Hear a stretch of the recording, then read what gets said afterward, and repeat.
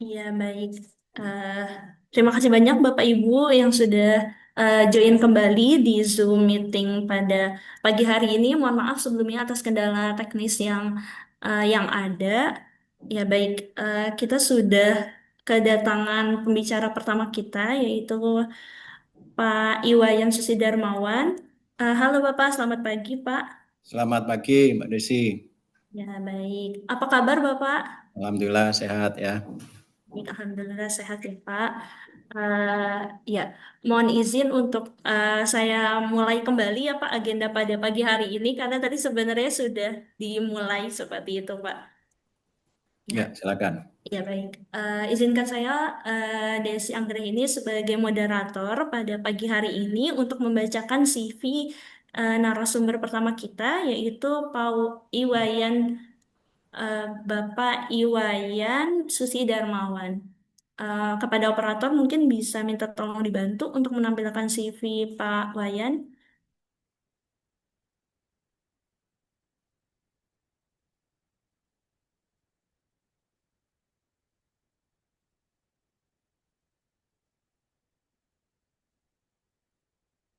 Ya, baik terima kasih. Ini kita kedatangan Pak Dr. Iwayan Susi Darmawan ya.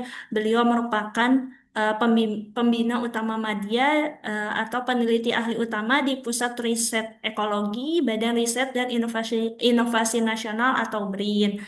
Ya, Pak Wayan sendiri berarti aktif di dunia riset ya Bapak ya, di BRIN dan juga kalau kita lihat CV-nya ini ada 25 halaman ya Pak kalau tidak salah, jadi tidak mungkin saya bacakan semua. Namun kita bisa lihat dari background studi Bapak seperti itu ya, S1, S2 dan S3-nya di Institut Pertanian Bogor, jadi telah memperoleh gelar doktor ya Bapak ya di Institut Pertanian Bogor. Jurusan apa Bapak? Mohon maaf. Kehutanan, Mbak Oh, Desi. kehutanan. Iya, Ya, Bapak. kehutanan. Jadi sudah menempuh S3 Kehutanan di Institut Pertanian Bogor, seperti itu. Baik, tanpa berpanjang lebar seperti itu, mungkin saya serahkan pematerian pertama ini kepada Pak Wayan. Apakah sudah siap, Bapak? Ya, siap aja Mbak Desi. Ya, baik. Terima kasih, Pak. Waktu dan layar dipersilahkan, Bapak. Ya, terima kasih Mbak Desi. Assalamualaikum warahmatullahi wabarakatuh. Selamat pagi, salam sejahtera untuk kita semuanya, Sudah Bapak Ibu sekalian. Kedengaran jelas ya suaranya Bapak Ibu ya. Terdengar jelas jelas, Pak. Pak Ya, Wayan. alhamdulillah. Ya, yang saya hormati ini teman-teman dari Upacaya ya dan juga teman-teman dari Penabulu serta ini ada sahabat saya, sahabat sohib saya Pak Dadan nih, Pak Dadan hadir juga ya. Banyak nanti insight dari beliau terkait dengan ya pengalaman lapangan dan lainnya terkait dengan karbon ini. Saya kira hal yang mendasar yang menjadi isu penting saat ini yang diangkat dalam webinar yang diselenggarakan Upacaya ini saya sangat penting ya Bapak Ibu sekalian. Yang penting mengingat kemarin pertanggal 10 Oktober kan sudah ditandatanganinya diundangkannya ya Perpres 110 tahun 2025 ya sebagai pengganti dari Perpres 98 2025. Nanti saya kaitkan ke sana ya bagaimana terkait dengan topik ini dan juga ya tentunya tidak detail seperti yang pasal per pasal begitu tapi bagaimana sebenarnya arah ke depan dari adanya Perpres baru ini terkait dengan penyelenggaraan nilai ekonomi karbon. Saya izin share ya Mbak Desi terkait dengan paparan. Iya, baik, Bapak. Silakan, Bapak.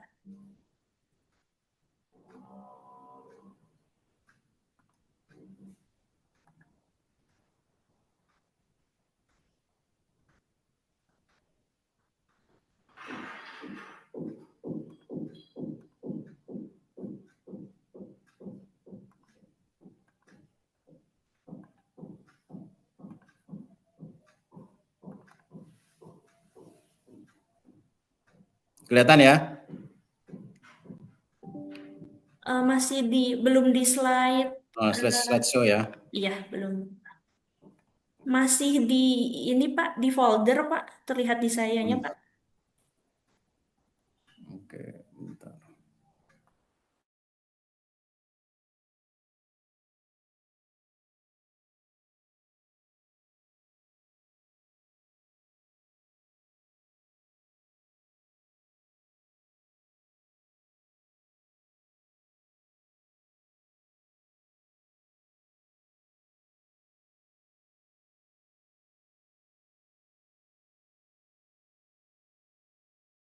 Ya, baik Pak. Apakah ada kendala Pak? Apa mungkin bisa kami bantu Pak untuk share screen-nya?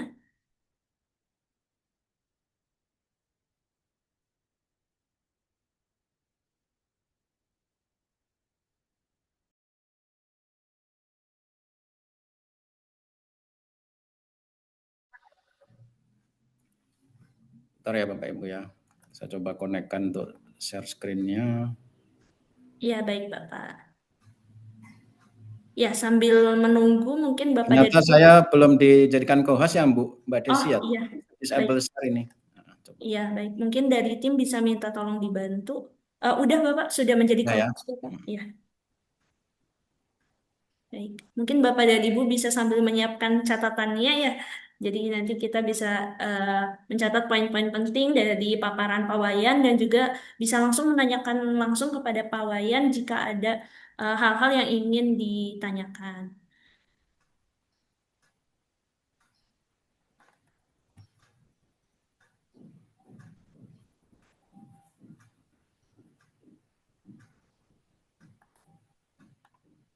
Bentar, saya nyari filenya kok nggak muncul sini ya Bu ya. Bentar.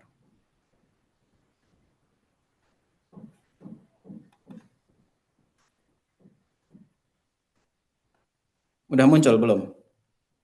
Masih di folder Bapak? Masih di folder ya? Iya, Bentar. mungkin bisa share-nya entire screen Bapak. Coba entire screen ya. Iya.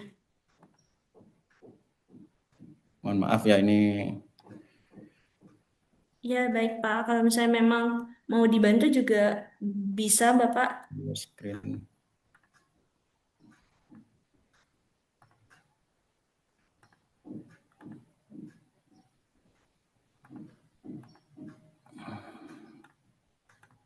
Coba dari ini aja, dari yang tempatnya Mbak Desi aja ya Oh ya, dibuka. baik Bapak. Ada Ya, masalah sih. Ya, ya maaf. baik Bapak. Iya, dari tim bisa minta tolong dibantu. Oh ya, baik Bapak. Ya, Silakan Bapak. ya terima kasih Bapak Ibu sekalian. Jadi terkait dengan topik hari ini, ekosistem pasar karbon, regulasi, skema, dan posisi Indonesia, saya kira penting untuk dipahami bahwa ke depan setelah adanya Perpres 110 tahun 2025 banyak hal mendasar yang berubah di sana terkait dengan Perpres sebelumnya nomor 98 tahun 2025. Lanjut. Ya, ini nanti saya sampaikan di sini terkait dengan apa sebenarnya tujuan penyelenggaraan nilai ekonomi karbon, kemudian dinamika kebijakannya, pasar karbon dan pengendalian karbonnya, kemudian bagaimana sebenarnya kalau kita melakukan transaksi karbon secara umum ya, baik itu dalam sistem registry nasional ya maupun secara internasional. Karena secara umum ya transaksinya seperti itu tahapannya, tidak banyak berbeda ya. Kemudian contoh implementasi perdagangan karbon dan juga posisi Indonesia saat ini, bagaimana kita menempatkan posisi Indonesia dalam konteksnya di dunia global dalam hal perdagangan karbon dan isu-isu perubahan iklim lain. Lanjut.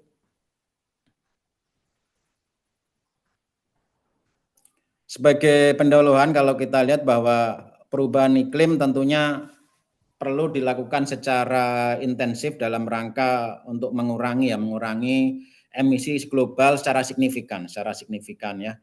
Dan tentunya hal ini menjadi mekanisme yang penting terutama dalam konteksnya kalau kita melihat ke pasar karbon ya. Bagaimana dapat digunakan untuk mencapai target NDC dan juga net zero emission. Kita ketahui pendanaan perubahan iklim kita masih sangat besar gapnya yang perlu didanai ya, dan ini tentunya salah satu alternatif pendanaannya dari pasar karbon. Nah tentunya kalau kita lihat juga dengan pendanaan dari pasar karbon ini diharapkan nanti akan digunakan untuk mencapai net zero emission. Nah ini menjadi hal yang penting Bapak Ibu sekalian, pemahaman net zero emission bukan dalam arti emisinya nol ya, tapi emisi yang sekecil mungkin dan itu jauh lebih kecil daripada serapannya ya, seperti itu. Kemudian ya Indonesia saat ini tentunya tahun 2021 sudah memiliki Perpres 98 tahun 2021 ya. Kalau di dalam Perpres 110 tahun 2005, Perpres tersebut sudah dicabut dan dinyatakan tidak berlaku. Yang sekarang digunakan adalah Perpres 110 tahun 2025, sudah diundangkan lembaran negara tanggal 10 Oktober 2025. Yang di sana dinyatakan bahwa Perpres ini adalah terkait penyelenggaraan instrumen nilai ekonomi karbon dan pengendalian emisi gas rumah kaca nasional. Jadi di sana ada instrumen, kata-kata instrumen Bapak Ibu sekalian. Jadi bagaimana secara struktur instrumennya untuk menjalankan, mengoperasionalkan perdagangan karbon di Indonesia. Nah tentunya dalam konteks Perpres yang baru ini, di sana mulai banyak perubahan mendasar terkait dengan kebutuhan untuk integritas untuk Indonesia sendiri, akses internasionalnya semakin diperluas, dan harmonisasi perdagangan karbon dan result based payment atau pembayaran basis kinerja. Dengan adanya regulasi tersebut akan membuka akses perdagangan karbon Bapak Ibu sekalian ya, termasuk pengaturan di sini voluntary carbon market-nya dan perdagangan internasional dengan syarat integritas dan registry yang terdesentralisasi. Nah, saat ini tentunya setelah keluarnya Perpres 110, pemerintah akan berfokus untuk menjaga integritas unit karbonnya dengan membangun apa? Sistem registry unit karbon ya, SRUK, dan fasilitasi pengakuan internasional. Dalam Perpres 98 2021 tidak ada istilah sistem registry unit karbon saat itu. Yang ada adalah sistem registry nasional pengendalian perubahan iklim kalau Bapak Ibu lihat di Perpres 98 SRNPPI. Nah, sekarang ada hal baru di sini yang nanti akan perlu dibangun terkait sistem registry unit karbon. Lanjut. Kemudian apa yang menjadi hal mendasar dalam perubahan kunci di dalam Perpres 110 tahun 2025 jika kita bandingkan dengan Perpres 98 ya. Ini saya sampaikan poin-poin pentingnya saja, tidak pasal per pasal begitu Pak Ibu, karena waktunya sangat singkat dan perlu nanti mungkin pihak Upacaya juga kalau memang diperlukan ada pembahasan ke sana silakan. Karena penting saat ini untuk mengetahui ekosistem pasar karbon Bapak Ibu harus mengetahui bagaimana perubahan kunci dalam peraturan Presiden 110 ini. Yang pertama adanya pengakuan dan pengaturan berbagai skema yang ada ya ke depan, yaitu voluntary carbon market, tentunya nanti di sini banyak offset emisi, kemudian cap and trade yang ini adalah regulated carbon market diatur dalam konteksnya nanti oleh regulasi bagaimana menetapkan batas atas emisi. Kemudian ada result based payment, pembayaran basis kinerja, ada pajak karbon atau pungutan atas karbon dan instrumen lain ya. Kemudian penting juga perubahan kunci saya sampaikan sebelumnya adalah adanya sistem registry. Sistem registry untuk apa? Unit karbon yang sebelumnya belum diatur dalam Perpres 98. Dan sistem registry ini akan dibuat terpisah Bapak Ibu sekalian, terpisah dari sistem registry nasional pengendalian perubahan iklim atau SRNPPI. Akan dibuat terpisah dan akan dibuat secara real time untuk mencegah adanya double counting ya, terpisah dari SRNPPI. Jadi nanti setiap periodik atau dalam jangka waktu tertentu akan dilaporkan status inventarisasi gas rumah kaca berjenjang dari pelaksana di tingkat tapak, kemudian ke kabupaten kota, kemudian ke provinsi, kemudian ke pusat, ke kementerian terkait. Akan dilakukan secara berjenjang pelaporannya. Kemudian yang paling penting juga dari Perpres 110 adalah adanya pengaturan mekanisme alokasi karbon, kuota untuk periode tertentu ya. Nanti akan dibagi alokasi karbon ini berdasarkan secara nasional ya pertama, kedua secara sektor, dan ketiga dalam konteksnya wilayah provinsi ya. Bagaimana nanti masing-masing sektor maupun nanti provinsi menyesuaikan alokasi karbon yang akan dibuat oleh dari nasional ya Bapak Ibu sekalian. Lanjut. Nah, tujuan penyelenggaraan nilai ekonomi karbon kalau Bapak Ibu lihat dalam slide ini ada 3 yang utama. Yang pertama mendorong efisiensi biaya dalam pengurangan emisi. Tadi saya katakan bahwa kita ini masih cukup besar gap untuk pembiayaan dana perubahan iklim dan tentunya perlu disupport dari dana yang diperoleh dari pasar karbon. Yang kedua meningkatkan investasi hijau dan inovasi teknologi rendah karbon. Kemudian tujuan ketiga adalah mengintegrasikan aksi iklim nasional dengan mekanisme pasar global, yaitu Paris Agreement artikel 6. Jadi ada kesesuaian bagaimana kita memiliki strategi inovasi untuk pendanaan perubahan iklim dengan kesesuaiannya dalam artikel Paris Agreement artikel 6. Ini yang penting yang dilakukan Indonesia ke depan dalam kaitannya tadi dengan adanya revisi Perpres 110 tahun 2025. Lanjut. Ini kalau kita lihat dinamika kebijakan cukup panjang proses ini berlangsung Bapak Ibu sekalian ya, kalau kita lihat dari tahun 1992 sampai di ratifikasinya pengesahan United Nations Framework Convention on Climate Change ya tahun 94 ya. sampai dengan sekarang tahun 2025 ini sudah berlangsung lebih kurang ya udah 33 tahun ya. 33 tahun ya, 33 tahun. Kita sebenarnya setelah dihitung dari tahun 2021 sudah mulai masuk fase implementasi perdagangan karbon sebenarnya 2021 ya. Sebelumnya juga sudah ada, cuma belum secara diatur tegas dalam suatu peraturan waktu itu sebelum tahun 2021. Bapak Ibu masih dalam kondisi voluntary carbon market ya, belum ada pengaturan jelas bagaimana pengaturan pelaporannya, pendaftarannya, pencatatannya dalam tempat belum ada saat itu ya. Sehingga pada tahun 2021 terbitlah Perpres 98 2021 mengatur semua terkait mekanisme penyelenggaraan nilai ekonomi karbon. Termasuk di situ diatur hak atas karbon itu melalui otorisasi negara. Di mana sebelum Perpres 98 keluar, itu tidak ada pengaturan otorisasi oleh negara untuk hak atas karbonnya. Jadi masih dimiliki oleh masing-masing otoritas, entitas ya.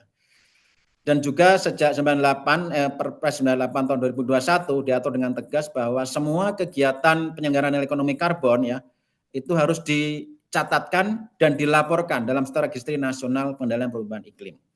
Sampai dengan tahun 2025 sekarang, tentunya didahului tahun 2024 terjadi pemisahan antara Kementerian Lingkungan Hidup dan Kehutanan ya Bapak Ibu sekalian. Jadi otomatis sekarang ini sesuai dengan Perpres 110 tahun 2025, Menteri yang bertanggung jawab dalam kegiatan instrumen penyelenggaraan nilai ekonomi karbon adalah Kementerian Lingkungan Hidup. Karena di sana dalam ketentuan dinyatakan bahwa menteri yang dimaksud adalah menteri yang melakukan tupoksinya dalam hal kegiatan perlindungan dan pengelolaan lingkungan hidup. Dan ini mengacu kepada Kementerian Lingkungan Hidup.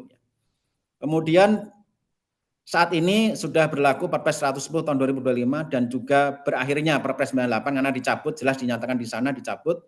Dan juga tentunya ke depan selain ada Mutual Recognition Agreement, meskipun dalam konteksnya di Perpres 110 MRA-nya tidak dinyatakan secara tegas begitu ya, secara eksplisit di dalam Perpres 110, namun dalam konteksnya menjaga integritas capaian penurunan emisi dalam perdagangan karbon, nanti akan dibuat semacam operasional guideline untuk menjamin integritas tersebut ya dalam pelaksanaannya.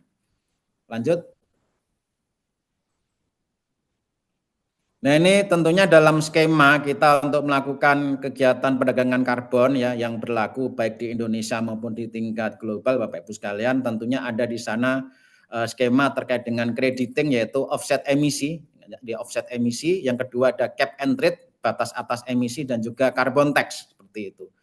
Nah kenapa saat ini kegiatan-kegiatan cap and trade di Indonesia belum banyak berkembang dan belum bisa dilakukan secara maksimal karena memang secara kebijakan pengaturan batas emisi ini menjadi kewenangan dari kementerian terkait ya seperti itu. Dan tentunya hal ini cap and trade itu tidak secara mudah menetapkan batas emisi, tapi harus mempertimbangkan bagaimana kaitannya dampaknya ke pertumbuhan ekonomi nasional kita ya. Jangan sampai penetapan cap and trade malah menurunkan pertumbuhan ekonomi, dan ini yang kita hindari untuk dalam konteksnya cap and trade. Kemudian untuk crediting lebih kepada bagaimana penentuan baseline emisi pada masing-masing project ya, pada masing-masing pengusul. Jadi kalau cap and trade tadi kan kita menunggu batas atas emisi dari pemerintah yang terkait, kementerian terkait, tapi kalau crediting offset emisi kita bisa menentukan baseline emisi pada masing-masing areal yang diusulkan. Dan tentunya nanti juga dijalankan juga carbon tax, dan ini sifatnya mandatori atau wajib. Lanjut. Nah, kenapa sampai sekarang skema crediting ini paling mudah diimplementasikan ya? Hal ini karena cap and trade dan pajak karbon tadi saya katakan relatif lebih sulit dalam penetapan dari sisi regulasi kebijakan ya. Karena skema crediting ini, offset emisi tidak terlalu membutuhkan peraturan dan kebijakan pemerintah yang kuat. Jadi dia cukup tetapkan baseline pada unit lokasi kerjanya begitu, kemudian tetapkan target penurunan emisi, tinggal diregister baik itu ke SR maupun ke sistem karbon internasional lainnya. Nah, skema crediting ini juga mudah untuk diintegrasikan ke dalam berbagai kegiatan, skema maupun kegiatan lain. Sifatnya fleksibel ya, apakah itu di tingkat nasional, kemudian subnasional ya, kalau kita merujuk terminologi subnasional Permen 70 terkait dengan RED Plus begitu adalah provinsi ya, provinsi. dan juga kebijakan lain.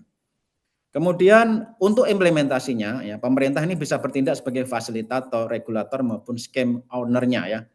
Kemudian tentunya perlu integrasi dengan sistem dan prosedur MRV dan registry nasional. Lanjut. Nah sebelum saya masuk ke skema carbon trading ini untuk perdagangan karbon, tentunya untuk cap and trade ya, untuk batas atas emisi atas begitu. Yang perlu diketahui Bapak Ibu dalam konteksnya peraturan Presiden tahun 2025 nomor 110 adalah ada hal baru juga di sana terkait dengan penggunaan metodologi. Metodologi kalau dalam Perpres 98 tahun 2021, metodologi yang diakui dalam SRN ada 3 ya.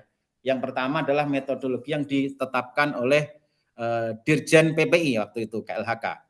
Yang kedua, metodologi yang ditetapkan oleh UNFCCC. Ketiga, metodologi yang ditetapkan oleh Badan Standarisasi Nasional. Nah, dalam Perpres 110 tahun 2025 ini ada perubahan mendasar di sana. Ada perubahan mendasar untuk penggunaan metodologi yang diakui. Yang pertama, metodologi dengan standar nasional. Ya, itu diakui. Kalau Bapak Ibu lihat di SRN, di bagian metodologi, nanti ambil lagi sub menu, misalnya volu, industri, kemudian pertanian, dan lain-lain. Di sana ada berbagai macam metodologi. Itulah standar nasional kita. Yang kedua, metodologi yang diakui oleh UNFCCC, seperti penggunaan metodologi ARCDM. Dan yang ketiga paling penting di Perpres 110 ini dinyatakan bisa menggunakan metodologi dari standar internasional lainnya. Yang di Perpres sebelumnya tidak muncul istilah itu. Jadi di dalam Perpres baru muncul ada penggunaan standar internasional lainnya. Dan ini membuka peluang bagi para pengusul untuk menggunakan standar-standar internasional lainnya di luar standar nasional dan juga UNFCCC. Tentunya tadi apa? Mengikuti operasional prosedur yang nanti akan dibuat oleh kementerian terkait ya. Nah ini adalah bagaimana perdagangan emisi dengan melakukan cap and trade tadi, batas atas emisi. Yang perusahaan-perusahaan di bawah batas atas emisi ditetapkan, dia berarti surplus. Surplus. Bagi perusahaan B yang dia masih di atas emisi yang ditetapkan, berarti dia terjadi defisit. Defisit ya. Jadi dalam konteks ini, surplus ini akan menjual kepada yang defisit. Kenapa hal ini menjadi hal yang penting dipahami bahwa cap and trade ini sebenarnya secara mekanisme mudah, tapi penyiapannya yang rumit. Penyiapan awalnya yang rumit dalam hal penetapan persetujuan teknis batas atas emisi, karena menyangkut dampak dari kebijakan penetapan batas atas emisi. Ya, kalau kita tetapkan batas atas emisi sekian, tentunya nanti akan berpengaruh. Misalnya kalau untuk kehutanan, pengaruhnya ke target produktivitas kayu, begitu ya. Kalau untuk perikanan kelautan misalnya terkait dengan target penangkapan ikan dari sektor kelautan perikanan. Jadi dampaknya cukup banyak dan ini harus dihitung ulang. Kemudian lanjut. Nah ini adalah offset emisi yang tadi saya sampaikan Bapak Ibu, sifatnya lebih fleksibel, dia tidak menunggu top down dari pemerintah untuk menetapkan batas atas emisi, tapi cukup dengan menggunakan pendekatan baseline emisi di lokasi proyek ya. Di lokasi proyek. Dan ini offset emisi ini bisa dilakukan tanpa menunggu tadi penetapan batas atas emisi. Nah, tentunya di dalam Perpres 110 juga Bapak Ibu saya sampaikan di sini bahwa ada istilah baru juga di sana dalam Perpres 110 ada istilah non SPE GRK, non sertifikasi penurunan emisi GRK. Artinya apa? Bapak Ibu yang misalnya mengusulkan kegiatan perdagangan karbon lewat standar internasional lainnya itu masuk kategorinya adalah non SPE GRK. Dan itu membuatnya dalam bentuk apa? Dokumen rancangan proyek atau PDD ya, Project Design Document. Jadi sesuaikan dengan masing-masing standar yang Bapak Ibu ikuti. Namun kalau Bapak Ibu mengikuti dari SRN, Sistem Registry Nasional, nanti Bapak Ibu diwajibkan menyusun DRAM, dokumen rancangan aksi mitigasi ya, DRAM ya. Dan ini digunakan untuk mencapai namanya SPE GRK, sertifikat penurunan emisi GRK. Jadi kalau Bapak Ibu ambil SPE GRK berarti masuknya DRAM. Tapi kalau ngambilnya non SPE GRK masuknya ke PDD tadi ya. Nah, penting tentunya pemahaman Bapak Ibu yang hadir di sini bagaimana bisa membuat DRAM yang bagus berkualitas begitu ya. Tentunya ya Upacaya bisa memfasilitasi untuk misalnya training, pelatihan begitu saya kira sangat penting ya karena di sana poin per poin terkait dengan penyusunan itu dimintakan untuk diregistrasikan ke dalam SRN ya seperti itu. Lanjut. Nah ini Bapak Ibu sekalian, kalau kita lihat impact ya, impact secara ekonomi dari aksi mitigasi sebenarnya kalau secara aksi mitigasi kolektif ya, baik itu dari kegiatan kegiatan moratorium, kemudian ada penguatan terkait dengan restorasi peatland dan juga ada kegiatan-kegiatan aksi mitigasi lain, ternyata kalau dikombinasikan itu nilai ekonominya dampaknya cukup besar. Ini berdasarkan dari country report dari Bank Dunia ya Bapak Ibu sekalian tahun 2023 ya. Cukup besar nilai ekonomi yang ditimbulkan dari kegiatan aksi mitigasi ini. Lanjut. Nah, ini yang bisa Bapak Ibu lihat di sini aksi mitigasi yang berpotensi menghasilkan kredit karbon tinggi. Dari mana? Kalau dari kita lihat di slide ada grafis tersebut, ternyata yang paling tinggi nilai kredit karbonnya adalah dari removal. Ini removal. Dari laporan dari Bank Dunia secara global carbon pricing, itu removal nilai karbonnya bisa di atas $20 per ton CO2. $20 per ton CO2. Jadi para pengusul usaha kegiatan penggunaan karbon, kalau pengen mendapatkan hasil maksimal, ambillah kegiatan removal. Ya, penanaman begitu ya. Penanaman, kemudian ada kegiatan rewetting ya, atau istilahnya pengurangan emisi dengan melakukan peningkatan serapan karbon. Intinya ke sana. Removal termasuk nilainya tinggi ya. Paling tinggi daripada aksi mitigasi lainnya. Aksi mitigasi lainnya masih di bawah angka 15. Kalau removal sudah di atas angka 20. Lanjut. Nah ini perdagangan karbon internasional mengacu sebenarnya pada 3 klausul ya, pasal 62, pasal 64, sama pasal 68 dalam artikel Paris Agreement. Ya, di sini Bapak Ibu bisa lihat ada contohnya International Transfer Mitigation Outcome, ini contohnya perdagangan antar negara NDC begitu ya.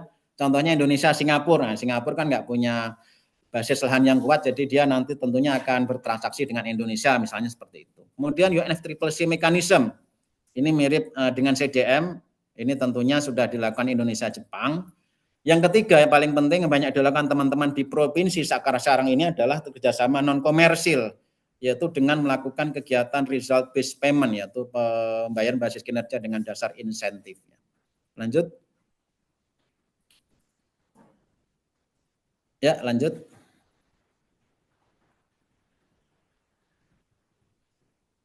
Nah, ini adalah alur transaksi karbon secara umum Bapak Ibu sekalian. Baik Bapak Ibu nanti masuk melalui SRN untuk SPE GRK maupun masuk melalui sistem karbon internasional lainnya, ada 4 hal utama yang nanti Bapak Ibu akan lalui. Tentunya kalau fitur-fitur lainnya menyesuaikan, tapi 4 tahapan utama dilalui nanti. Yang pertama registrasi project. Registrasi project seperti biasa Bapak Ibu buat akun, registrasi seperti biasa, upload dokumen-dokumen terkait. Kemudian setelah itu lakukan kegiatan MRV ya, measurement reporting verifikasi ya. Kemudian yang ketiga penerbitan sertifikat begitu, penerbitan sertifikat. Yang terakhir setelah diterbitkan tentunya baru bisa didagangkan ya, bisa didagangkan. Jadi artinya apa? Semua sertifikat yang terbit adalah hasil dari kegiatan verifikasi. Jadi unit karbonnya terverifikasi. Jadi unit karbon yang belum terverifikasi tidak bisa diperdagangkan. Terverifikasi itu artinya juga sudah melalui proses validasi. Jadi nanti dokumen DRAM Bapak Ibu maupun dokumen PDD harus melalui tahapan proses validasi dan verifikasi. Baru dilakukan penerbitan sertifikat ya. Lanjut. Nah ini negara-negara yang sudah menerapkan implementasi perdagangan karbon, Eropa sudah termasuk yang terbesar di sini dalam basisnya cap and trade ya, sudah berjalan dengan baik dan maksimal. Korea Selatan juga sudah mewajibkan lebih dari 600 perusahaan besar untuk mengikuti batas emisi yang ditetapkan pemerintah ya. Indonesia saat ini sudah berjalan dalam konteksnya IDX karbon ya, terutama untuk sektor energi dan kehutanan. Mudah-mudahan nanti ke depan bisa lebih banyak transaksinya. Jepang sudah menggunakan mekanisme JCM, menggunakan baseline dan kredit ya, tadi yang saya sampaikan. Ini menggunakan crediting ya, crediting offset emisi. Lanjut. Nah ini pada dasarnya Indonesia saat ini tentunya dalam perdagangan karbon yang sangat terbuka dengan adanya Perpres 110, tidak asal terbuka, tapi harus menganut prinsip-prinsip 3 ini.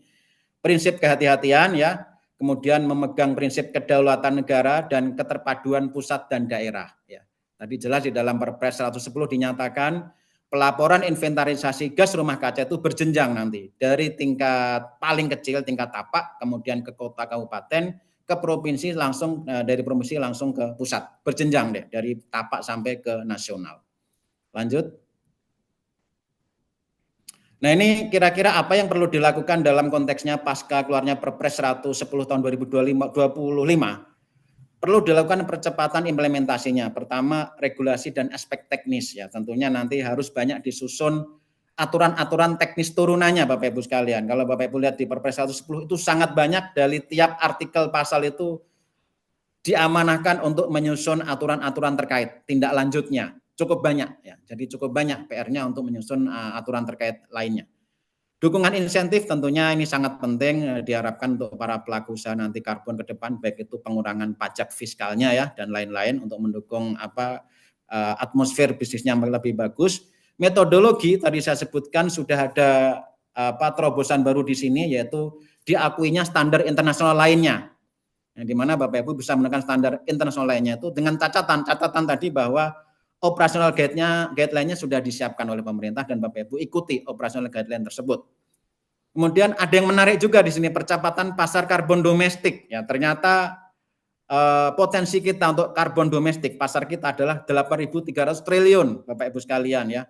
Dari total transaksi unit karbon secara global itu 11.400. Jadi 8.300-nya dari Indonesia kalau kita lihat dari konteks modalitas pasar domestik. Jadi lebih dari 70% itu ada di dalam wilayah Indonesia untuk pasar karbon ya, dibandingkan dengan pasar karbon global. Lanjut. Ya, tentunya kesiapan apa yang diharapkan dari konteksnya ini untuk ke depan karbon ini adalah perlu koneksi interoperability SRN dengan international registry ya. Kelembagaannya pun harus semakin kuat. Lanjut. Ya, sebagai penutup Bapak Ibu sekalian, dengan melihat kondisi regulasi yang ada sekarang, Indonesia ini memiliki modalitas yang bagus dalam konteksnya untuk kesiapan MRV dan untuk kesiapan dalam konteksnya terkait dalam tadi sistem registry. Sudah punya SRN yang qualified, nanti akan dibuat SRN unit karbonnya, dan juga sudah membangun standar dan metodologi, namun perlu dicoba lebih luas dalam konteksnya berbagai sektor di Indonesia. Lanjut. Ya, demikian dan terima kasih atas perhatiannya Bapak Ibu sekalian. Kita bisa diskusi dalam sesi diskusi. Saya kembalikan ke Mbak Desi dan wassalamualaikum warahmatullahi wabarakatuh. Baik, Waalaikumsalam warahmatullahi wabarakatuh. Terima kasih banyak Pak Wayan atas paparannya ya, sangat-sangat banyak yang bisa dicatat seperti itu terkait paparan Pak Wayan. Mungkin kalau ada Bapak dan Ibu ingin bertanya, bisa disimpan terlebih dahulu karena kita akan mendengarkan paparan dari pemateri kedua. Pemateri kedua merupakan Pak Dadan Mulyana. Halo Pak Dadan. Ah, ya. Iya, Bapak. Saya izin Langsung baca, nih Mbak. iya, saya izin bacakan CV Pak Dadan terlebih dahulu ya, Bapak. Silakan. Ya, baik.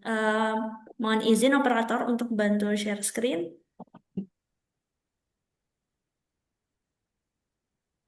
Baik. Ya, pemateri kedua yaitu adalah Dr. Dadan Mulyana. Beliau merupakan seorang praktisi kehutanan dan lingkungan dan juga sudah bergelar doktor S3 dari Silviculture Tropika IPB. Oh, jadi dari alma mater yang sama ya Pak Dadan dan juga Pak Wayan, seperti itu. Ya, saat ini Pak Wayan aktif sebagai peneliti senior ekosistem hutan pada Researchers Association on Marine and Fisheries Social Ecological System dari tahun 2019 sampai sekarang. Selain itu juga sebagai asesor kompetensi LSP Rimbawan dan Lingkungan. Ya banyak ya Bapak ya. Jadi kalau misalnya ada tren satu orang tujuh profesi, Bapak bisa ikutan seperti itu ya Pak. Karena banyak seperti itu untuk karirnya ya Pak ya. Selain itu juga dan yang terakhir di sini bisa saya lihat yaitu sebagai Ketua Koperasi Icon Agri Mandiri. Baik. Eh, Mungkin dari saya sekian ya tadi pembacaan CV-nya. Selanjutnya kita akan memberikan waktu kepada Pak Dadan Mulyana untuk memaparkan pemateriannya pada pagi hari ini. Kepada Pak Dadan dipersilahkan Bapak. Baik, Assalamualaikum warahmatullahi wabarakatuh. Yang saya hormati dari pimpinan Penabulu ya dan jajarannya. Kemudian yang saya hormati juga Pak Dr. Iwayan Susidarmawan, Ini adalah sahabat saya, guru saya gitu ya. Tadi mungkin kalau Mbak Desi bacakan CV-nya Pak Profesor Wayan itu sebenarnya itu ada satu rim itu 500 halaman, cuma mungkin disingkat itu Pak sama Pak Prof Wayannya ya. Jadi Iya Bapak. ini sangat menarik juga, ini hadir saya lihat juga rekan-rekan yang sangat keren ini di acara ini ya. Ada dari akademisi, ada dari praktisi, ada dari peneliti, ada dari pengusaha, ada dari birokrasi. Nah ini memang eh, materi ini sangat penting ya. Materi ini sangat penting dan memang juga Pak Prof Wayan gitu ya. Ini juga tadi sudah menyampaikan yang terbaru ya. Bisa izin dibantu share screen-nya Mbak Desi, mungkin tadi ada yang terbaru saya kirim ke Pak Hasan Nawawi ya. Iya, baik Pak. Nah, di Sedang. sini juga saya lihat juga ada Pak Dr. Arsadar Amin ya di apa namanya Blue Carbon ya. Kemudian juga ada praktisi-praktisi yang keren-keren, ada Bang Fatih, ada Mas Eko dan rekan-rekan semua nih yang luar biasa bisa ketemu di pagi ini ya. Nah, memang Bapak Ibu sekalian, ini ya karbon ini adalah mungkin kalau bisa disebut barang gaib begitu ya. Jadi memperdagangkan barang gaib ini harus mengikuti aturan-aturan atau regulasi ya. Boleh di slide show ini uh, uh, operator ya. Jadi harus mengikuti aturan-aturan yang memang sudah dilakukan ya. Lanjut lanjut ke slide berikutnya. Kenapa? Memang tadi kita Indonesia ini punya sesuatu apa sumber daya alam yang sangat luar biasa ya. Makanya jika kamu belum pernah terdampar pada lembah yang rimbun, itu tandanya kamu belum pernah melihat begitu megahnya bumi yang kau injak. Ini ya, memang ini artinya apa? Tadi Pak Prof Wayan menyampaikan begitu besar apa namanya peluang uh, nilai ekonomi karbon di Indonesia. Ya, lanjut ke slide berikutnya ke pendahuluan. Jadi memang kita ya apa namanya lanjut lagi ke pendahuluannya. Memang ini kita dianugerahi alam yang luar biasa ya, hutan yang katakanlah secara tipe ekosistem itu secara umum ada 8 tipe ekosistem dari mulai apa namanya mangrove, kemudian hutan pantai, kemudian dataran rendah, ada hutan keras, ada hutan pegunungan ya, hutan pegunungan dari mulai pegunungan bawah, pegunungan tengah, pegunungan atas, pegunungan terus sampai alpin. Ya, kemudian ada ekosistem kars, ada ekosistem gambut, ya. Yang tentu saja memang apa namanya lanjut aja ini. Yang tentu saja memang ini adalah modal besar untuk apa namanya perdagangan karbon, ya. Nah, saya sampaikan ini dasar hukum ini, ya. Terus saja lanjut sampai ke bawahnya lagi, ya. Ini dasar hukum. Ini kalau kita belajar ini ada sekitar yang tercatat sama saya aja nih sekitar ada 16 ya. Sebelumnya lagi Mbak. Ada 16 dasar hukum perdagangan karbon ya. Yang ini kalau dipelajari ini terus berkembang ya. Sampai yang terakhir ini nomor 12 ini, nomor 16 ini tadi yang disampaikan oleh Prof. Wayan tadi. Ya, artinya apa? Kemarin saya mungkin belum selesai baca Perpres 98, sekarang udah diganti oleh Perpres 110 ya. Nah, ini juga Perpres 110 tadi sama Pak Prof Wayan sudah disampaikan secara gamblang. Memang ternyata ada terjadi cukup perubahan-perubahan signifikan terhadap tata cara perdagangan karbon. Ya, ini memang tadi yang disampaikan Prof Wayan itu kunci penting untuk melakukan bisnis karbon atau perdagangan karbon saat ini. Ya, jadi ini Perpres 110 tahun 2025 ini tentang penyelenggaraan instrumen, ya, instrumen nilai ekonomi karbon dan pengendalian emisi gas rumah kaca ini menjadi kunci penting, ya, kunci penting bagaimana kita bisa melaksanakan perdagangan karbon. Ya, lanjut. Jadi memang ini karbon ya sampai saat ini ya di slide berikutnya, Mbak. Jadi menurut lihat timeline ini dari mulai tahun 1945 ya, kita menerbitkan Undang-Undang Dasar 1945, kemudian sampai berjalan ya. Ini di gambar saya ini sampai 2023. Nah, ini karena layarnya kurang lebar, mungkin sekarang ada 2025 gitu ya. 2025 ini tadi yang Perpres 110 tadi. Nah, artinya Pak, saya sendiri kalau mempelajari Filepres gitu ya, mempelajari Filepres, itu ternyata memang karena mungkin pertama bukan orang hukum gitu ya, ini orang kehutanan ya. Saya dengan Pak Propayan itu satu kelas, satu alumni ya, satu korsa, satu jiwa. Cuma memang Propayan ini lulus cum laude dari mulai S1, S2, S3 gitu ya, ini luar biasa ya. Nah, ini apa namanya? Kalau kita baca sendiri mungkin ini agak ini ya, agak untuk memahami itu kadang mungkin agak agak susah. Nah, oleh karena itu memang bisnis karbon ya, kalau kalau kita memang mau berkecimpung di bidang katakanlah perdagangan karbon, otomatis kelihatannya itu kalau bahasa singkatnya harus banyak ngopi. Nah, ini yang dilakukan Mas Hasan Namawi dengan Mas Ubed ini, banyak ngopi ya. Jadi kurangi tidur, banyak ngopi, mungkin ini akan ini ya akan banyak diskusi sehingga pemahaman-pemahaman terhadap semua regulasi yang ada tentang cara perdagangan karbon kita mungkin akan mendapatkannya. Ya, lanjut Mbak.